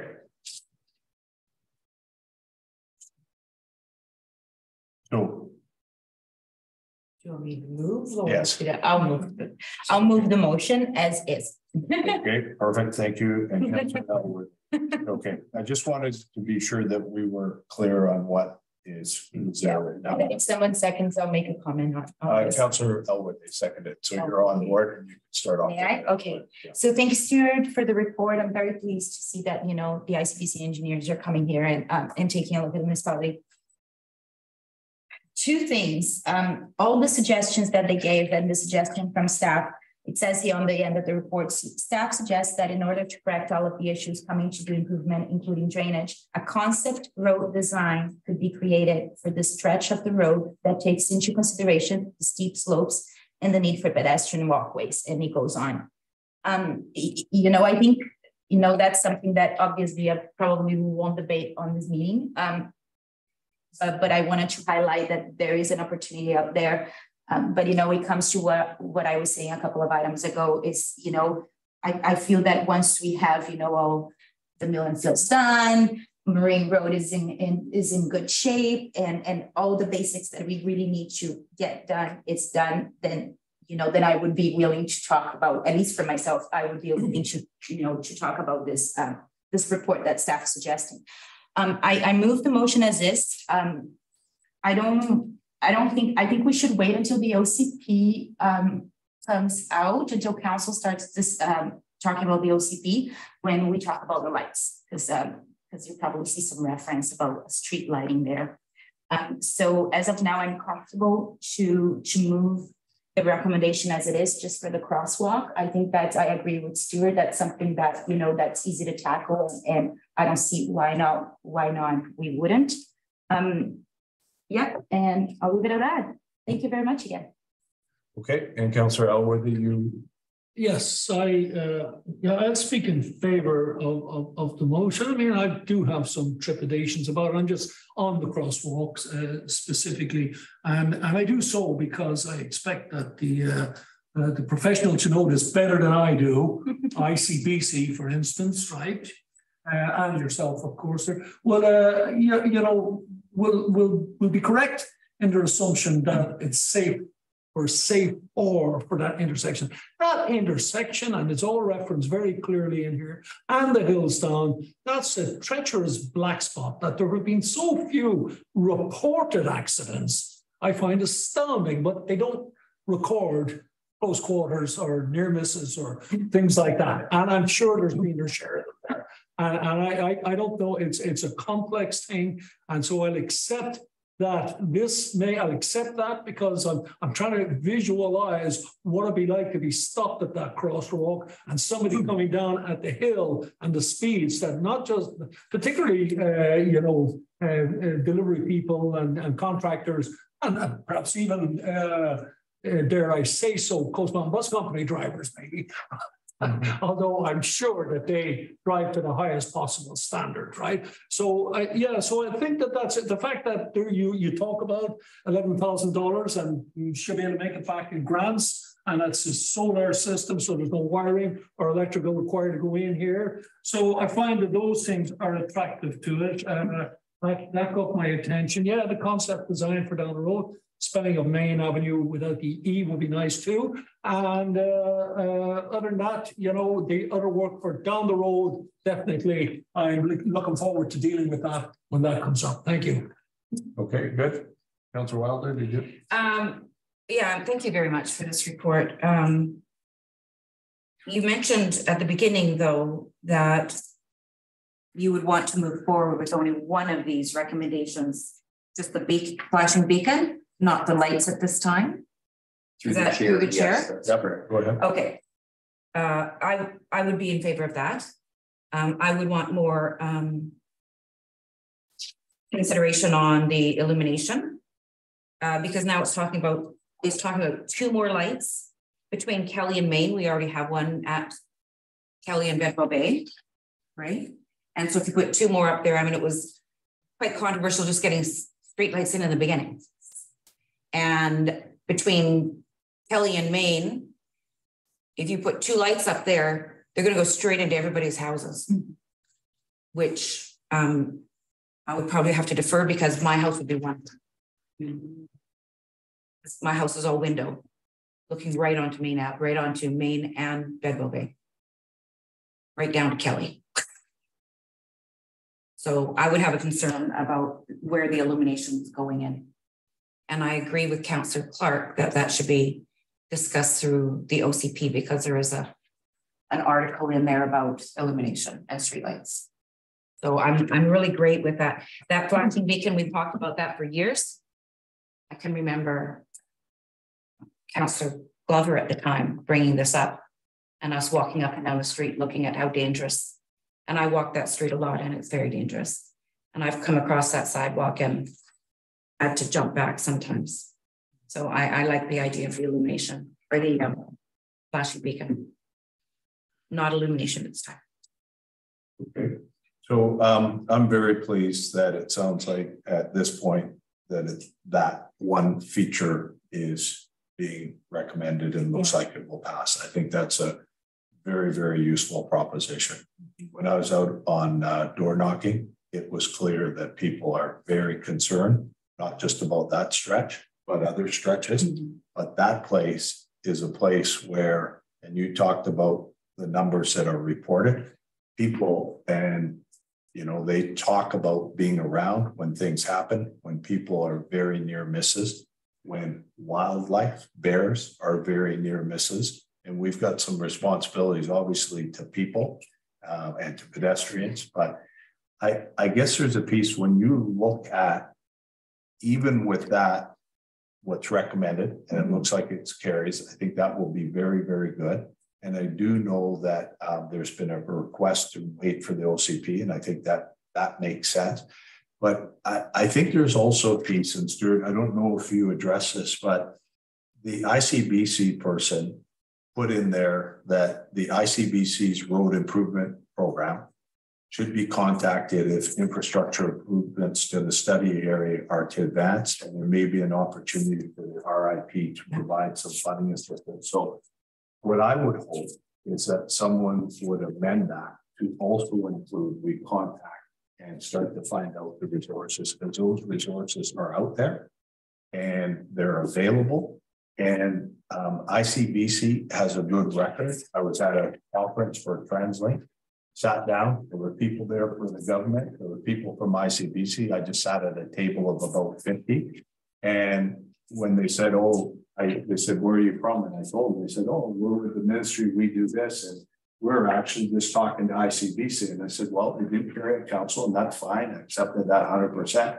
And they said, oh, well, if you decide to go back, ICBC, the person from ICBC said, you know, we've got these things. And one of the things that other communities are doing are getting the scope of that funding that's available and what it looks like and doing things incrementally. And I think by requesting Stuart what it is and bringing back to council, not commit council, but I think there's a helpful addition by getting that now and having that in our minds as the OCP comes back. And also as we do that first project, because the first project will be very, very helpful. But there are also concerns about that safety piece and some others, and also that stretch down by the tennis court, which people talk about very, very high speeds after 10 o'clock at night. So I've had contact with the RCMP, and over the winter, they're willing to do some things. But if you go up at 10 or 11 o'clock at night to the, you know, wherever your driveway is, you will often hear not a lot of cars, but a few cars going at a very quick pace. So yeah, I don't know if there's an interest in someone amending that, but I'll conclude there. Thank you. Yeah, on following that, and as long as there's no further speakers on that, I'm prepared to amend the motion. I think it's inherent in it, it's in the report, but to have it out there that we are pursuing and that staff pursue the existence of the potential funding grants opportunities for this project. Do you have we'll just see if we have a seconder. Before I second or say, I just want to understand a little bit better. It seems that it's simple, but I have a question. This that we're talking about, just a crosswalk, the little flashing lights on the crosswalk, that should be pretty straightforward. If we approve this without the amendment, we still can get funding from the MRN roads to accomplish that work. Is that correct? Through the chair? Through the chair. Yeah, go ahead. Yes, we've already been doing, because you may recall that anything that may slow down an MRN route is subject to the approval of TransLink. Well, I've already approached approach them about this and ask them for their, approval, and also ask for an amendment document for our previously approved grant for 2020-2024 for the road barriers and for various safety features. Yeah. We did have some speed bumps that were close to Midden. Well, what I propose, or what I was planning on doing, because we're automatically trying to seek funds to pay for this. Ultimately, it's possible we could have the whole thing paid for. But if ICBC, or if I should say if TransLink approves that location, then that will be 75% funded for that. So, and then the ICBC grant, if they would accept it, it's stackable. So, the remaining funds could be paid for by ICBC. To their approvals. So if I may follow up, so yep, do we need an amendment then? So, or because if the funds are going to go back there, then and will most likely be approved. My only fear on this, it seems simple, but my only fear on this is for this to snowball. So I don't wanna indicate to ICBC, hey, council's really happy with your report and we want to accomplish every single thing that it's stated on your report. Yeah. Because that's a big report and there's significant changes there. So we go back to conversations such as MEP covering ditches to widen the road. It's that whole conversation again. So that's why I wanted to be cautious. I don't want to lead on any other organs of government, for something that perhaps we don't have the time to do at this very moment. So I would say on that, this is what I noticed with other municipalities. They actually seek out, as we did to TransLink, tell us what's available. And in the end, we didn't approve it. And that was appropriate too. But these pieces here, when you talk about stackable, they are pieces that, and in fact, that 11,000 could be completely paid, right? And I was like this, information isn't an issue, it's helpful.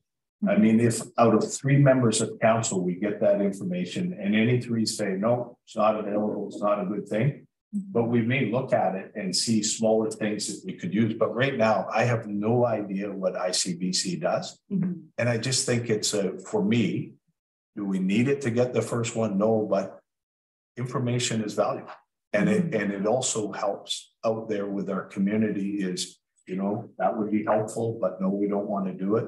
But having that information, I think gives us more knowledge and it doesn't commit us to it. So I don't think when we get that information, we have to go ahead. Yeah. We get to consider. Okay. Yeah. I was just afraid of are we going to take 4 meetings talking about this when we could be talking about other things that are, perhaps more urgent, but it's a fair comment. Yeah. What you said there. So I'm happy to, I think I moved the motion, right? So I'm happy to agree with the amendment. I believe it's a friendly case, yeah. I believe it's a friendly. To the friendly amendment. So if everybody here to make it official, if everybody is fine with that, and I'm fine with it, are you fine with it? I would like it read out again. Yeah, it's okay. The amended motion. Yeah. And then so let's after Janet. Okay.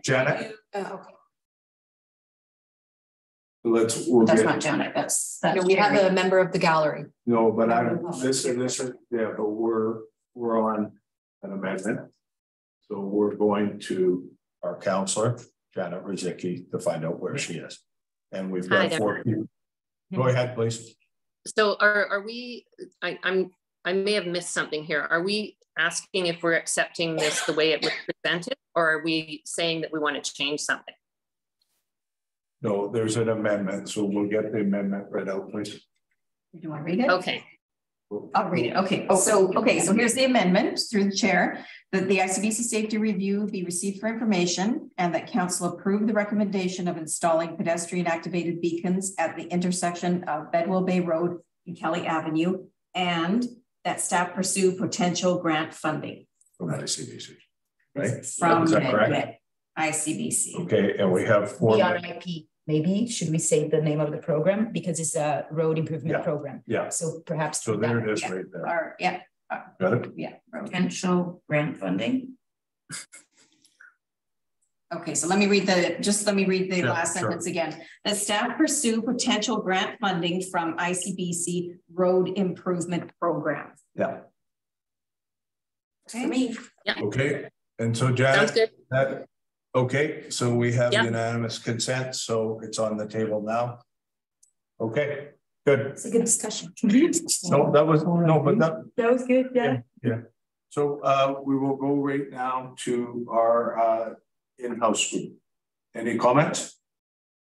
You got one. I, through the chair, was wondering how many marked crosswalks we have in Belcarra. I believe there's 5 or 7. But I guess my point is that poor little Belcarra never finishes a project.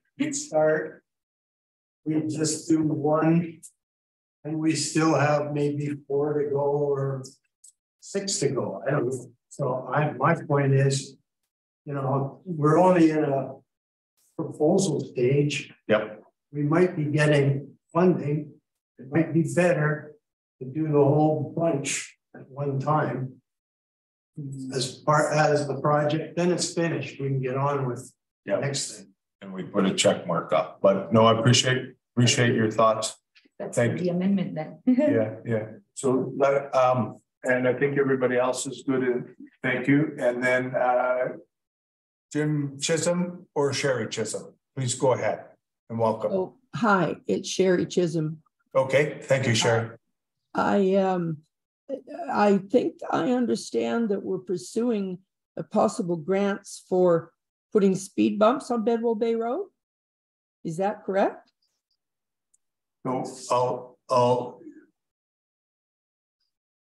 this one is looking at a whole what's available from the ICBC road improvement program. Which includes speed bumps. Yeah, it could include speed bumps, yes. And I think Stuart has that in his report earlier. Is that correct? Yes, but not recommended to go ahead at this moment, that's correct? Yes. That's fair with council? Yes. Yeah. It's not being recommended at this point. I see. So do I understand that council isn't supportive of speed bumps? Maybe some of the other things in the grant money, but not supportive of speed bumps? So let me go to Stuart, because I think when I read through the report, there were 2 pieces that could be done right now without engineering. So I believe the piece, but you correct me, the piece on the speed bumps or the different things that are put in to help slow down vehicles is available, but it was only as a concept right now. Is that essentially it? That is correct. The third easily installed item on that list was friction road surfacing.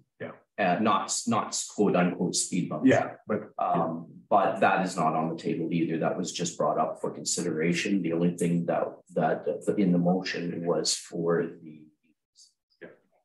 So, Sherry, I'll make a quick comment. I know that in past public meetings there has been support for that.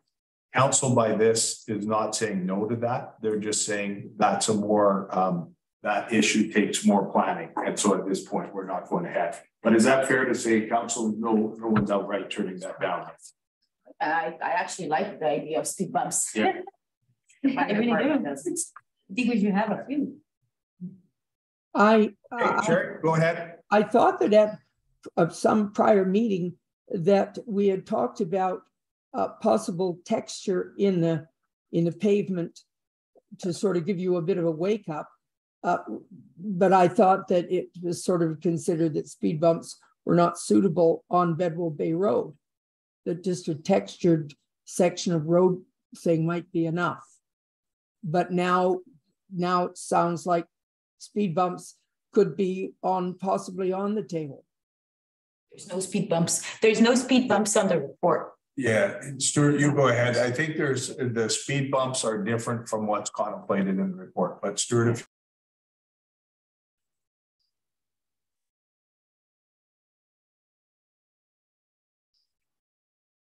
fire trucks hate them.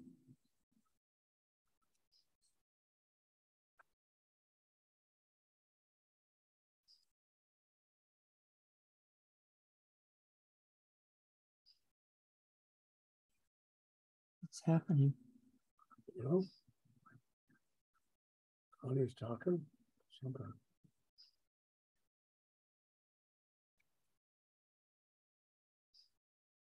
I don't know what's happening. A private conversation somewhere.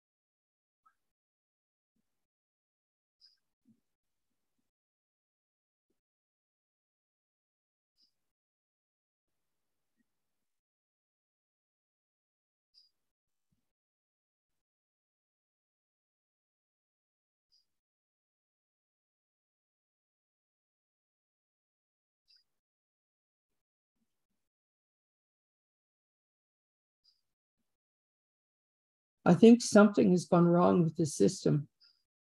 There's no sound.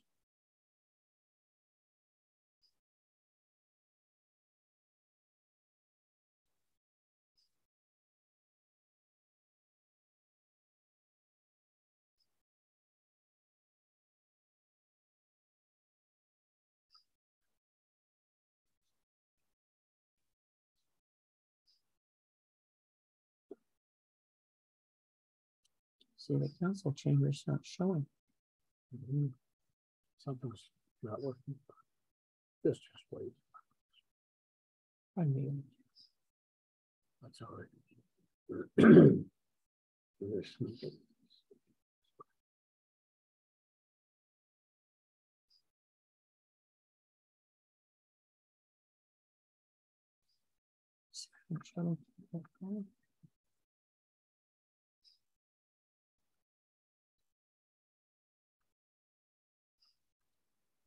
Camera and sound. There you go. Good. Hello, Sherry. Okay, so now go up to view. We're back. Good. No. Technology. And then okay, pin the room. Can't see where's pin the room. Sorry. Give me that. Give me also a little closer. Okay. Yeah, I can read, but I don't see where it says pin room. It doesn't.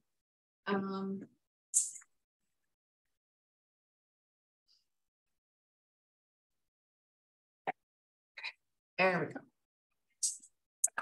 Oh no, I think I have a feeling I know why I was doing it. Okay, we're ready to go. Sherry? Yes. Thank you for Sorry about that. We're back. Thank you for your patience.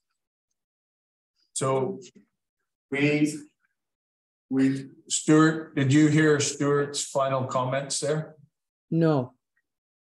Okay, so can you do the rewind version, please? Talk about saving the funding. Yes, the only reason why speed bumps were ever brought up, and this was in previous council meetings, were when we were trying to save the grant funding that was previously designated for the multi-use path. Well, when council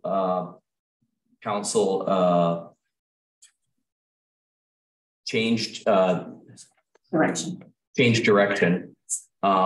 We made an attempt at saving that grant funding. And so within that grant funding in the application, we wrote down for barriers, for safety items like speed bumps and other safety items. And so we were able to retain that grant funding from Translink. However, that's not on the table today. And council is not part of council's debate at this moment. Good. Thank you so much. Stuart, can you refer Sherry to item 3.3 that is in the report, but isn't being contemplated right now, which are the high friction road surfaces, right? Yes. Okay. Sherry, have you had a chance to read this report? No. Okay, so there is an item 3.3 that is not being considered right now, but is in the report that says high friction road surfacing treatment. Yeah. Not observed during the site visit. It was recognized that Bedwell Bay Road would be susceptible to significant shadowing when the sun is lower in the sky, which could result in icy road conditions. Further, the area has a high level of rainfall that could reduce the friction coefficient of the road, reducing stopping effectiveness and vehicle control. It may be beneficial to consider high friction road surfacing at some locations along the corridor, which may help to improve stopping distances and maintain vehicle control. This treatment is also very effective on steep grades such as Young Road and Belkhead. So that's what's being contemplated in this report. Great. But not being recommended right now by council or even contemplated, just because there's a fair bit of detail work that would need to be done if we're going to do that. Right. Okay. Thank you very much. Okay. Thanks. And thanks for staying with us there. There's one more speaker. Okay. I was just, Paula, I'm just gonna, it's Rain Coast. Renee is looking to speak. Okay.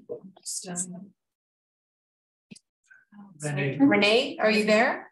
Thank you for seeing my hand. I'll lower it now. I just wanted to alert you to the fact that there was the audio issue earlier. Okay, yeah, I think we're okay now. Yes, you're fine. Can you hear us? I can hear you just fine now. Thank you. Okay, thanks, Renee. Thank you. She's I'm going to take her. Yeah. Thank you. Yeah, no. I realized I didn't know that. Perfect. Okay, it looks like we are now at the point where we've got a motion on the floor that's been amended. So do we? I think we're okay. Are people fine if we just go ahead and vote on that on council? Yeah. Yes. As amended. Councilor Rizicki, you're fine. You go ahead and vote on that as amended. All right. So all those in favor of the motion as amended, raise your hand. Aye. And I note that it carries and the ayes carry it in the affirmative and it's unanimous. Okay. And at this point, I am going to, and I've indicated that we're now going on to council committee appointment. And I have indicated to my colleague, Councillor Clark, that I will be recusing myself from the meeting at this point, and she will take over. But I just need to go through this. I've declared a conflict of interest and recused myself from the council meeting, noting that I'm not entitled to participate in the discussion of the matter or to vote on the matter because of a direct pecuniary interest in the matter. I'm a director and a member of a group wharf association and one that is the subject of legal action. So at this point, I will physically recuse myself and I'll come back. Mayor Ross. Thank you. So we'll wait for Mayor Ross to leave the room so we can continue.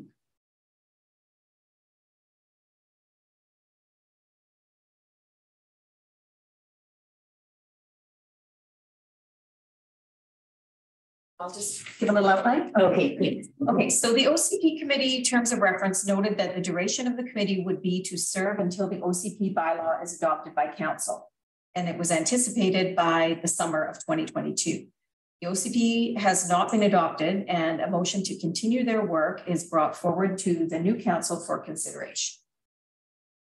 And I'll leave it to you now. Perfect. Thank you, Paula. So yeah, so this is just, we want to make sure, as Paula said, she explained very well, but we just want to make sure that we have a committee, even though they have delivered their final draft to us and their recommendation as far as the OCP document goes. We just want to make sure we have an existing committee until this gets adopted. And obviously it's a new council, so we need to reappoint the committee. So just, very basic stuff. So if I can get a mover. Okay, hang on. Okay, so you wanted to change the motion though before we. Oh, right. So the other thing, so the motion right now, the recommendation that's on the agenda is that the appointment of members to the official community plan review committee be extended to March 31st of 2023, and that a letter to be sent to the official community plan review committee members to request their continued work on the committee.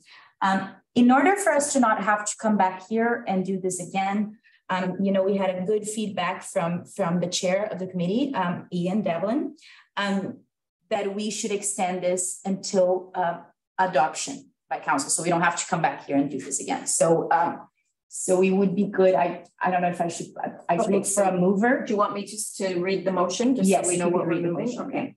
Okay, so that the appointment of members to the official community plan review committee be extended until the OCP is adopted by council.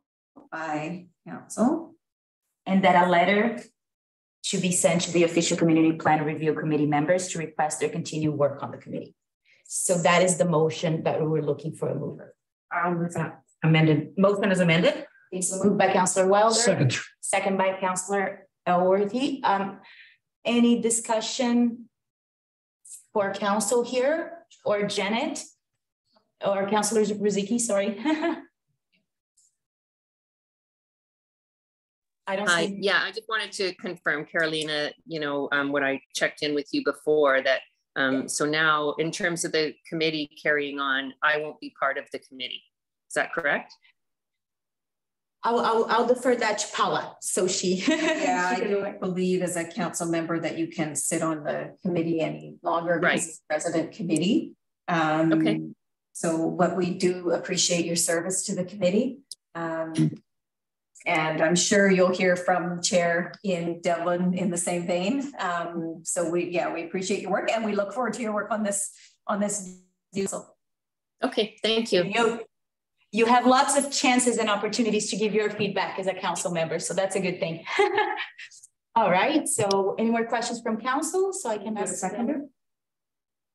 Yes. Yeah, it's been moved and seconded, so it's now up for discussion.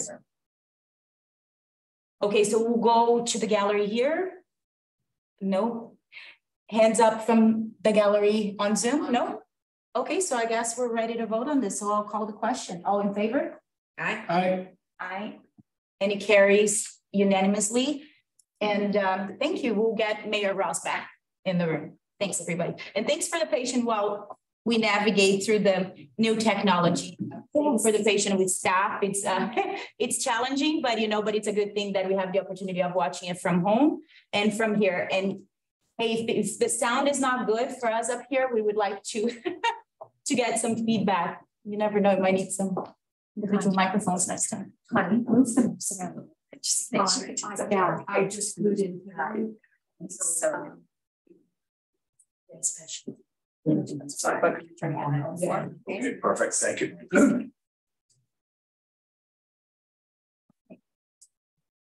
All right, so we're on to your mayor's report.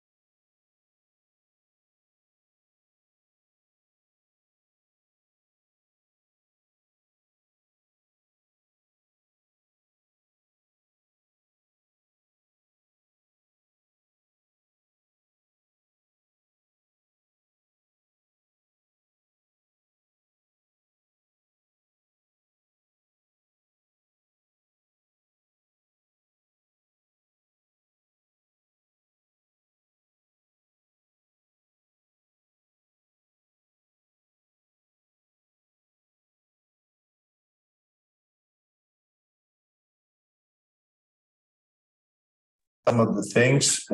David Eby promised action and we started to get it, and things have been put in the legislature. And as a municipality, we'll need to be alert and see what that will bring us.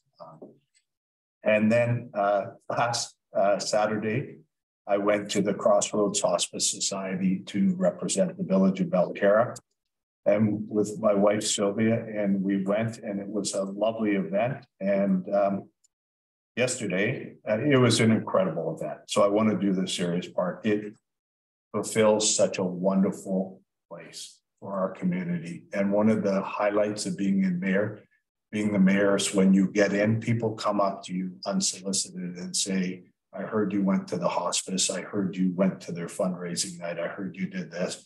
And here's what it's meant for our family. And we, as a community, gathered to say goodbye to someone. And I know that hospice played a huge role.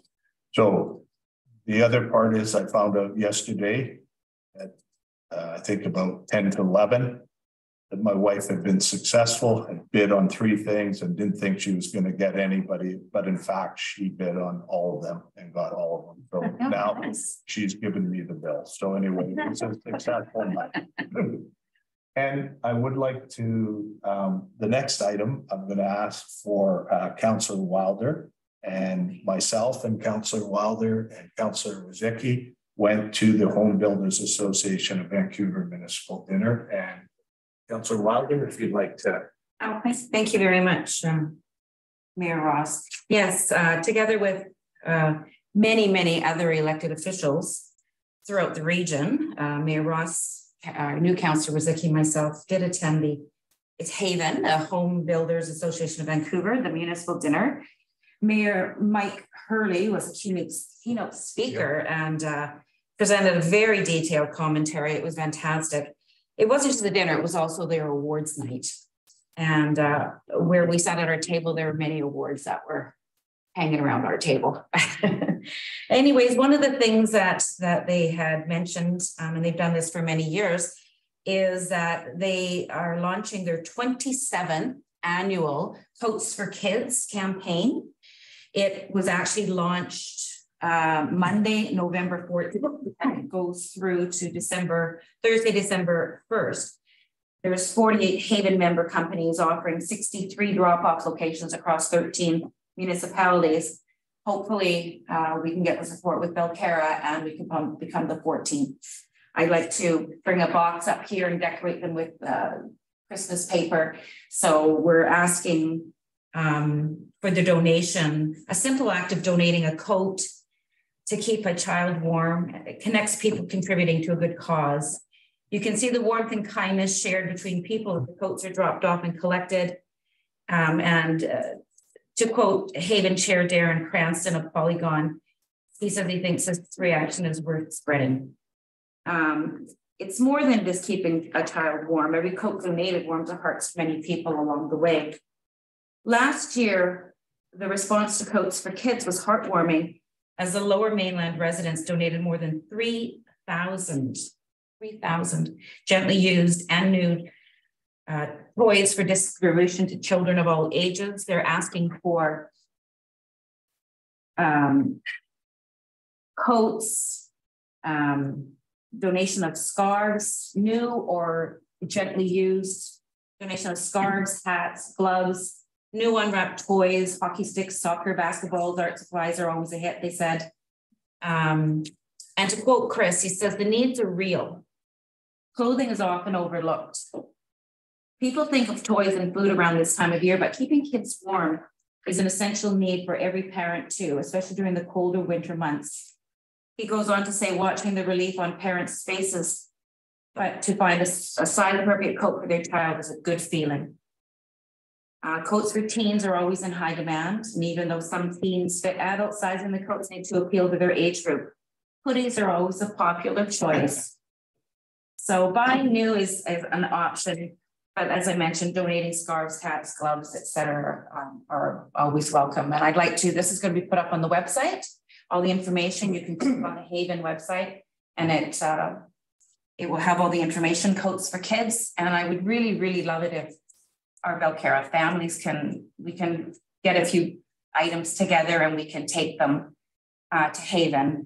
And again, it's the launch of the campaign is Monday, November 14th. It started and it runs through to December the 1st. Thank you so much for letting me present on that. Well, Thank you. I'd like to thank you for presenting for our council and a thorough report. And I'd like to start off with it.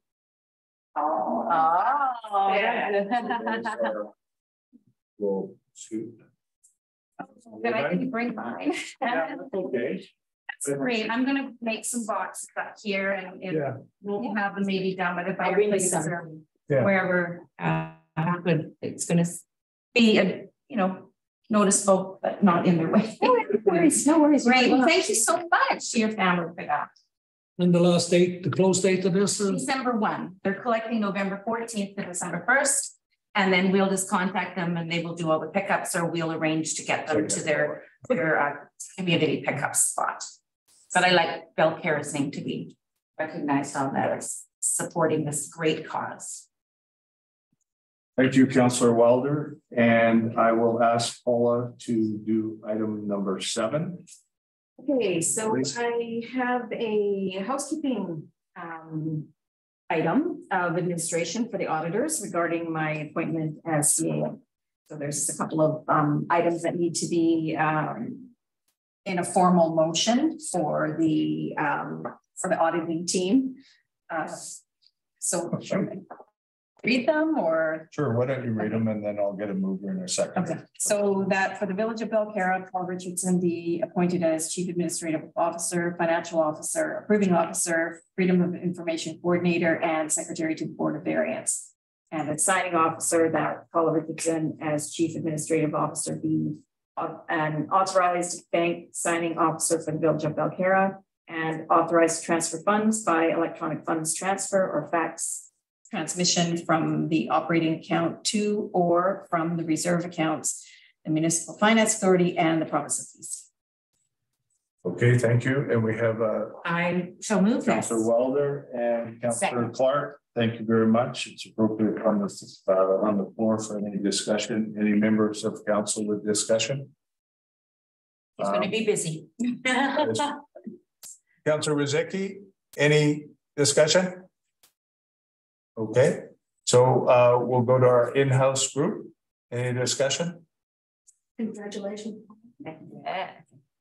And we'll go to Zoom. Paul, are you, Connie, are you seeing anything?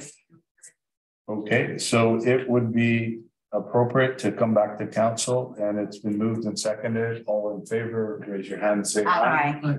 Okay, and I note that it's carried and it's unanimous.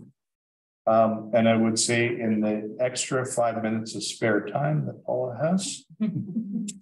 Okay, bylaws, no items, correct? And correspondence proclamations. Oh.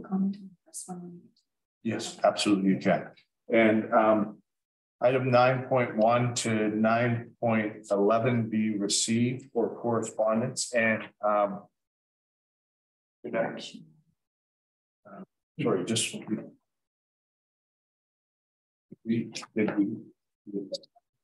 yeah, I talked to him. Okay, good, perfect. Okay. Okay, so it would be appropriate right now for correspondence proclamations 9.1 to 9.11 be received. And are you going to comment on this one? Or no, for that one's the action items we'll get. Okay, so could I would there be anybody interested in adding to the action items, number 9.3. We don't have to move the correspondence to first. Yeah, we do, but but when we receive it, I'm just wondering if there would to add to the action items, number 9.3. Okay, right. So let's go right now to that correspondence 9.1 to 9.11 be received. Okay, all those in favor? Aye. Oh. Or move. I'll move. Yeah, move. That's what I was going to do. Second. Okay, perfect. Okay, any discussion on receiving those? We're good. Okay, all those in favor? Aye. And Janet? She's in favor. Yeah, I see your hand. Yeah. Okay, and then we have the action items 9.1, 9.2, and 9.3. Okay, so we want to move item 9.3. I think, yeah, we're going to move 9.3 to just an action item. Yeah. Okay. Good. We're good with that? Okay. And you want to do? Can I just comment on item 9.1 yes. through the chair? This item was received September 27th. We didn't have a council meeting, so it was to recognize that October was Foster Family Month. So normally when something like this comes in, we put it on the agenda and I will send a letter of support from council. So I will still send them a letter of support, even though the month has passed. And I'll note that next year, you know, due to the election that we didn't get it to them in time. So just in case anybody noted that the month was already passed. Okay. Okay, thank you, Paula. Okay, and 9.2 will also go ahead with the November. Yeah, because that is still is November, so I can send them a letter. Okay, so we have to move those two. Yeah, and then when we get to number 3, we'll move that one as well. So you just need a mover for recognizing that October is. Okay. I'll move that. Yeah. Yeah. Okay. Clark. Yeah. And Wilder. Okay. Any discussion? All those in favor? And that's 9.1. 9.1. Yeah. Yeah. Janet, you're good with that?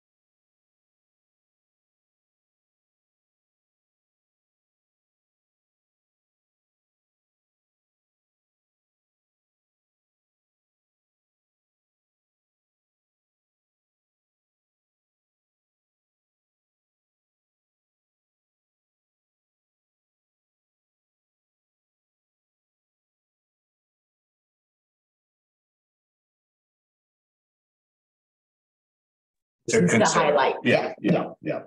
Okay. Okay, so will you move that? Just, we would move that we receive it, make it an action item, just by receiving it. Oh, okay, but there's no. Yes. There's no motion though, but yeah. It's just a change it from an information item to an action item. Yeah, and the only request was not to do anything, but to consider. So consider. Okay, so maybe I'll second that, but I'll let someone else move it. Okay. Because it was my motion to down the budget, right? To 500, so, yeah. Yeah, no, that's it. Yeah, I didn't want to. Yeah, no, that's Did fine. somebody move it? Yeah. Joe. Wilder and Elwood, right? Joe? So, Yeah. And I seconded it. Okay. Yeah, okay. All right, so, Is that okay? And that is to consider. yeah, To, just, to move it from an item 9.3 from an Yeah, so information that- item to an action item. yeah, okay, For to future budget. consideration. when Ken's gonna come with that. Yeah. Yeah, and all it is a consideration. Okay, all those in favor? Aye. Aye, okay, and Janet? I think that's an in favor. Oh, You know what, we Okay. missed the whole discussion, guys. Oh, yeah, I know. We keep losing you. I'm sorry about Okay. that. So, I mean, if it's just moving that one item up, that's fine. Yes, I'm in favor. okay, good. Thank you very much. Okay, and then the motion was for future consideration of the Barnacle. This would just. Okay. Okay, Okay, so we will talk about it on budget season. yeah, Ken brings that. to Yeah. people. Okay, so we have number 10, new business. Any new business? Not yet, No. maybe next one. Yeah, maybe I next have one. a couple of things I want to bring. Okay, so we're now going into public question period. And any questions from the public, and we traditionally, or we do it with connected with the meeting. And then after we've finished that, we would then do things that are not connected with the meeting. And there's we have amounts of time and Connie will do that. Penny, go ahead. I Please. have a question. I'm wanting to know what are the factors that, what are the variables that change the cost of dumping at the ward? There was some report said there was some variation in the dumping fees. What causes the variation in the dumping fees? Through the chair. Well, first of all, I mean, one thing that wasn't mentioned is that we have doubled the amount of pickups that we do. We do twice a month now for cardboard and recycling, and also twice a month for the garbage as opposed to once a month. So that significantly increased that budget, and that part wasn't even mentioned. The other part is there were issues with the weight costs and also the fuel cost surcharges. Are we running into issues with what we're dumping? Are we getting charged fines? And through the chair. Through the chair, No, that's okay. No, we're not anything of any significance. I'm not going to say we haven't been charged this year, but it may be only a couple times that we've been charged this year. So it's really not. They're being very considerate, let's just say, because there probably could be a little bit more discipline in the recycling. That's where they're being good. Okay. Councillor Wilder, you had a response. Yep, through the chair. And I think this is relevant. We use the same vendor for the waste and recycling at our business. And all of a sudden my bills went up 25%. Even though I'm in a contract, my fuel charges went from 5% to 10%, and our pickups went up 25%. So I challenged them and I said, we're in a contract. And they said, yeah, but, quote, due to the recent disposal cost increase due to the inflation rate, which is at a 40-year all-time high, cost of fuel, this includes CNG, in which they have seen 30% increase from Fortis, disposal facilities increase, including organics, commodity market that has tanked. Warehouses are full of recyclable material now, and they have to stockpile it, creating a lot of additional costs, labor cost. All of this has hit them this year.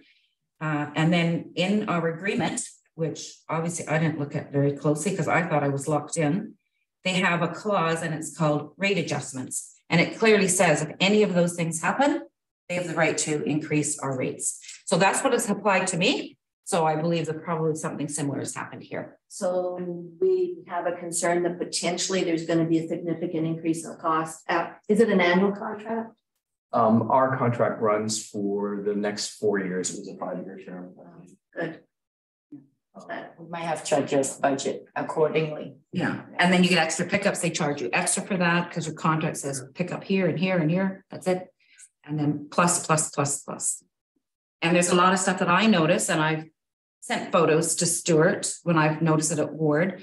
People are putting stuff in the garbage that should not be in the garbage. I've seen recently another mattress. That's the second mattress, full mattress. I saw somebody put in a, you know, one of those articulating umbrellas. Or is it, are they called articulating? The ones that hang over top. There was a full one in there, just about jammed the machine. Styrofoam, cardboard is in the garbage.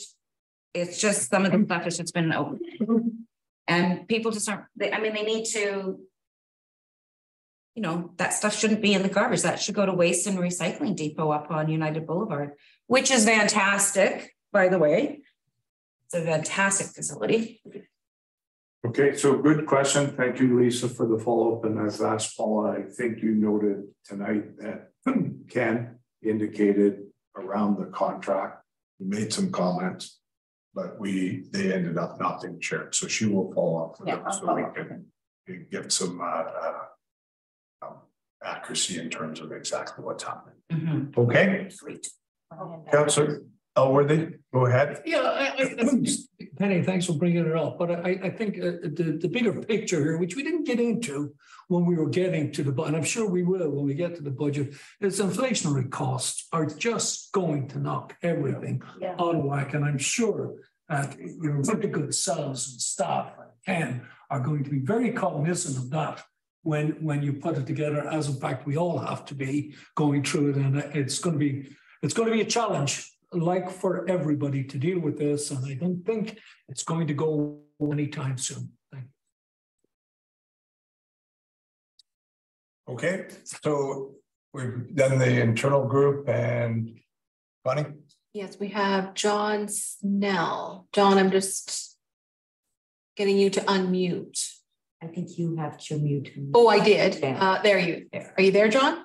Yes, I am. Can you hear me okay? Yes. Okay, just a comment on the hybrid system tonight. When I'm obviously at home listening, I can hear very well when contributors to the evening are coming in on Zoom or are obviously speaking in front of a computer and they're speaking right into their own microphone. But the sound from the hall is not quite there yet. So that's just a comment on that one. Okay. Thanks, I would like to comment on the going back to Ken's presentation, and I believe a couple of councillors made the point there were a lot of zeros against lots of items there, and obviously the working from the projected budget was put together during the early days of the last council, which obviously got a little bit derailed with the by-election and so forth. The concern that I have is that the council has the Opus drainage study, which is now six years old. And in today's dollars, there is in fact $600,000 of expenditure needed on culverts. Now at 450, I believe it was almost 499,000 was meant to be spent when the drainage study was first released, and that was back in 2017, and a 2017 dollar today is $1.22. Looking at the budget numbers here, we've got the storm sewer and catch basin replacements at 15,000, and we've got it in twice, so that's just $30,000, which is far short of the $600,000 that is needed. So I'm just wondering where this is going to fit into the. There's obviously got to be some fairly major changes to the budget in the fairly short order, which again would reflect on any budgeting for property taxes. Missed entirely the extra cost that was suggested we budget for the invasive species removal at the last council meeting, when the question was actually raised, should we be anticipating additional costs there? So just a couple of items there, and that's it from me. John, can you hang on for a second? Sure. Timed out. Okay, John. Can you speak now? Yeah. Yeah, it's frozen up there. Yeah. And we were at that. This is okay.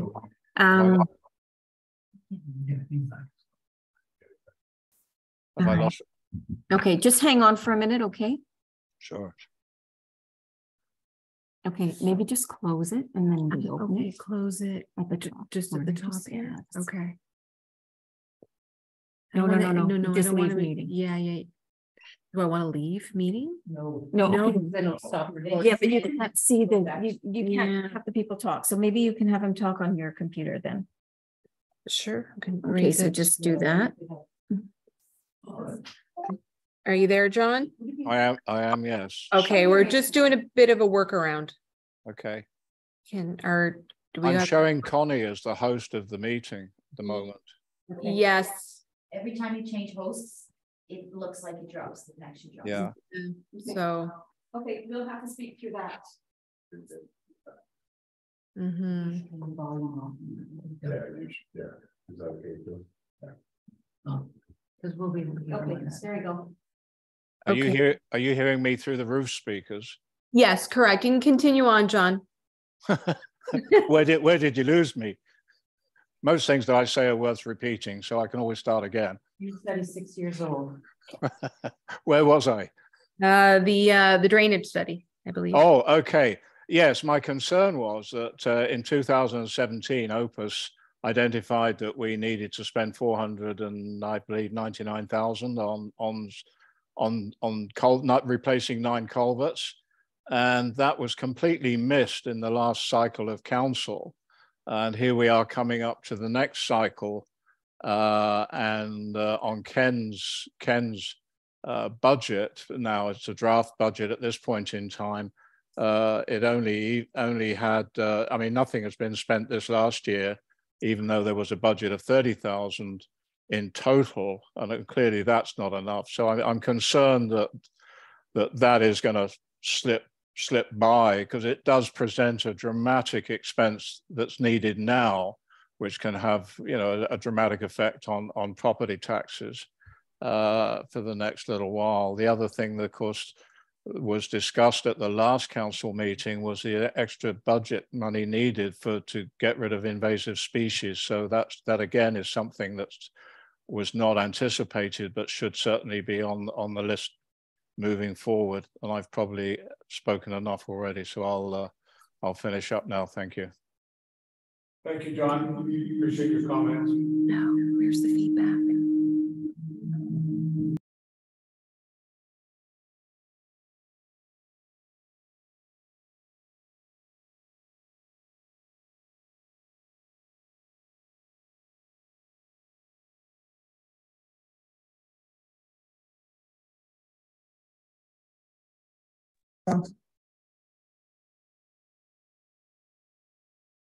Pin the council.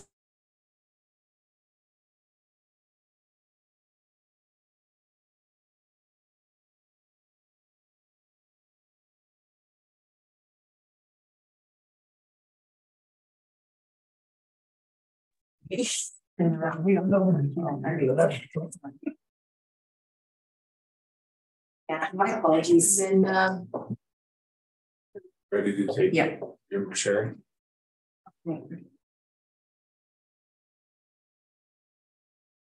So somebody has a question? Yeah.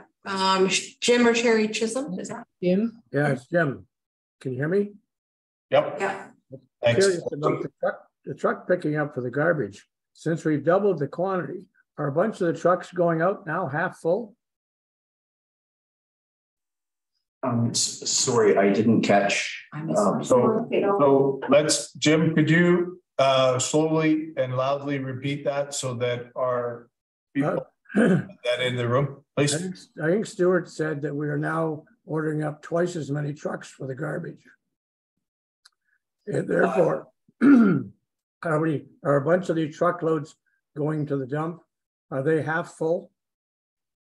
And through the chair, there's varying weights. The point is the compactors were overfilled within the old time frame, so we have no choice to do a pickup. So one may be completely full, the next one may be 3/4 full, it may be half. We have no choice because you can't do it in that time frame. So our pickups are Wednesdays. I guess the other thing I might ask, is our security on our cameras not being viewed and commented on?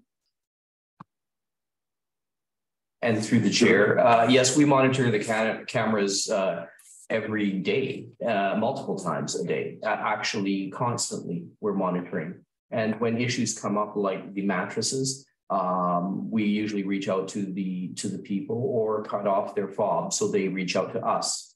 Because when their fobs are turned off, they have to come in and find out what's wrong, and then we'll just advise them that they need to pick up something.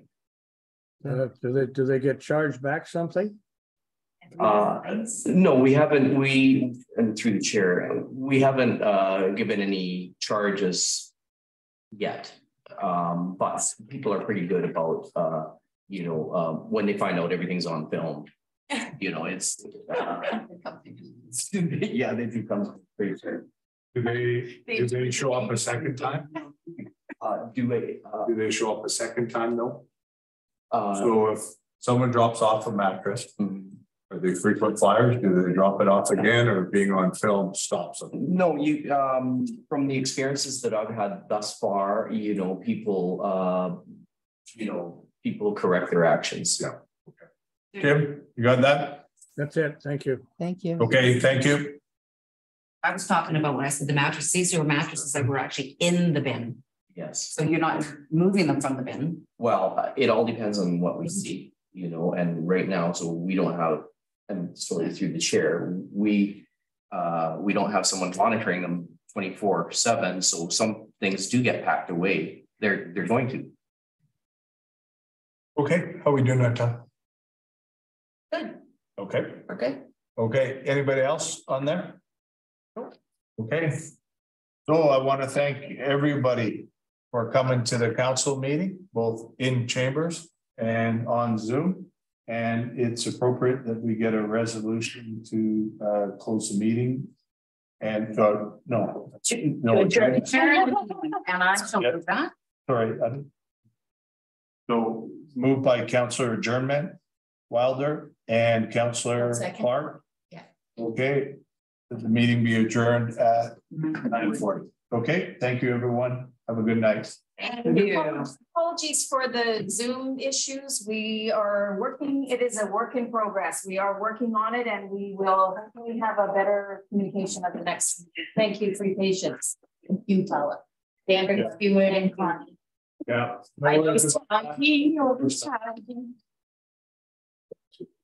Thanks, everybody. You probably thanked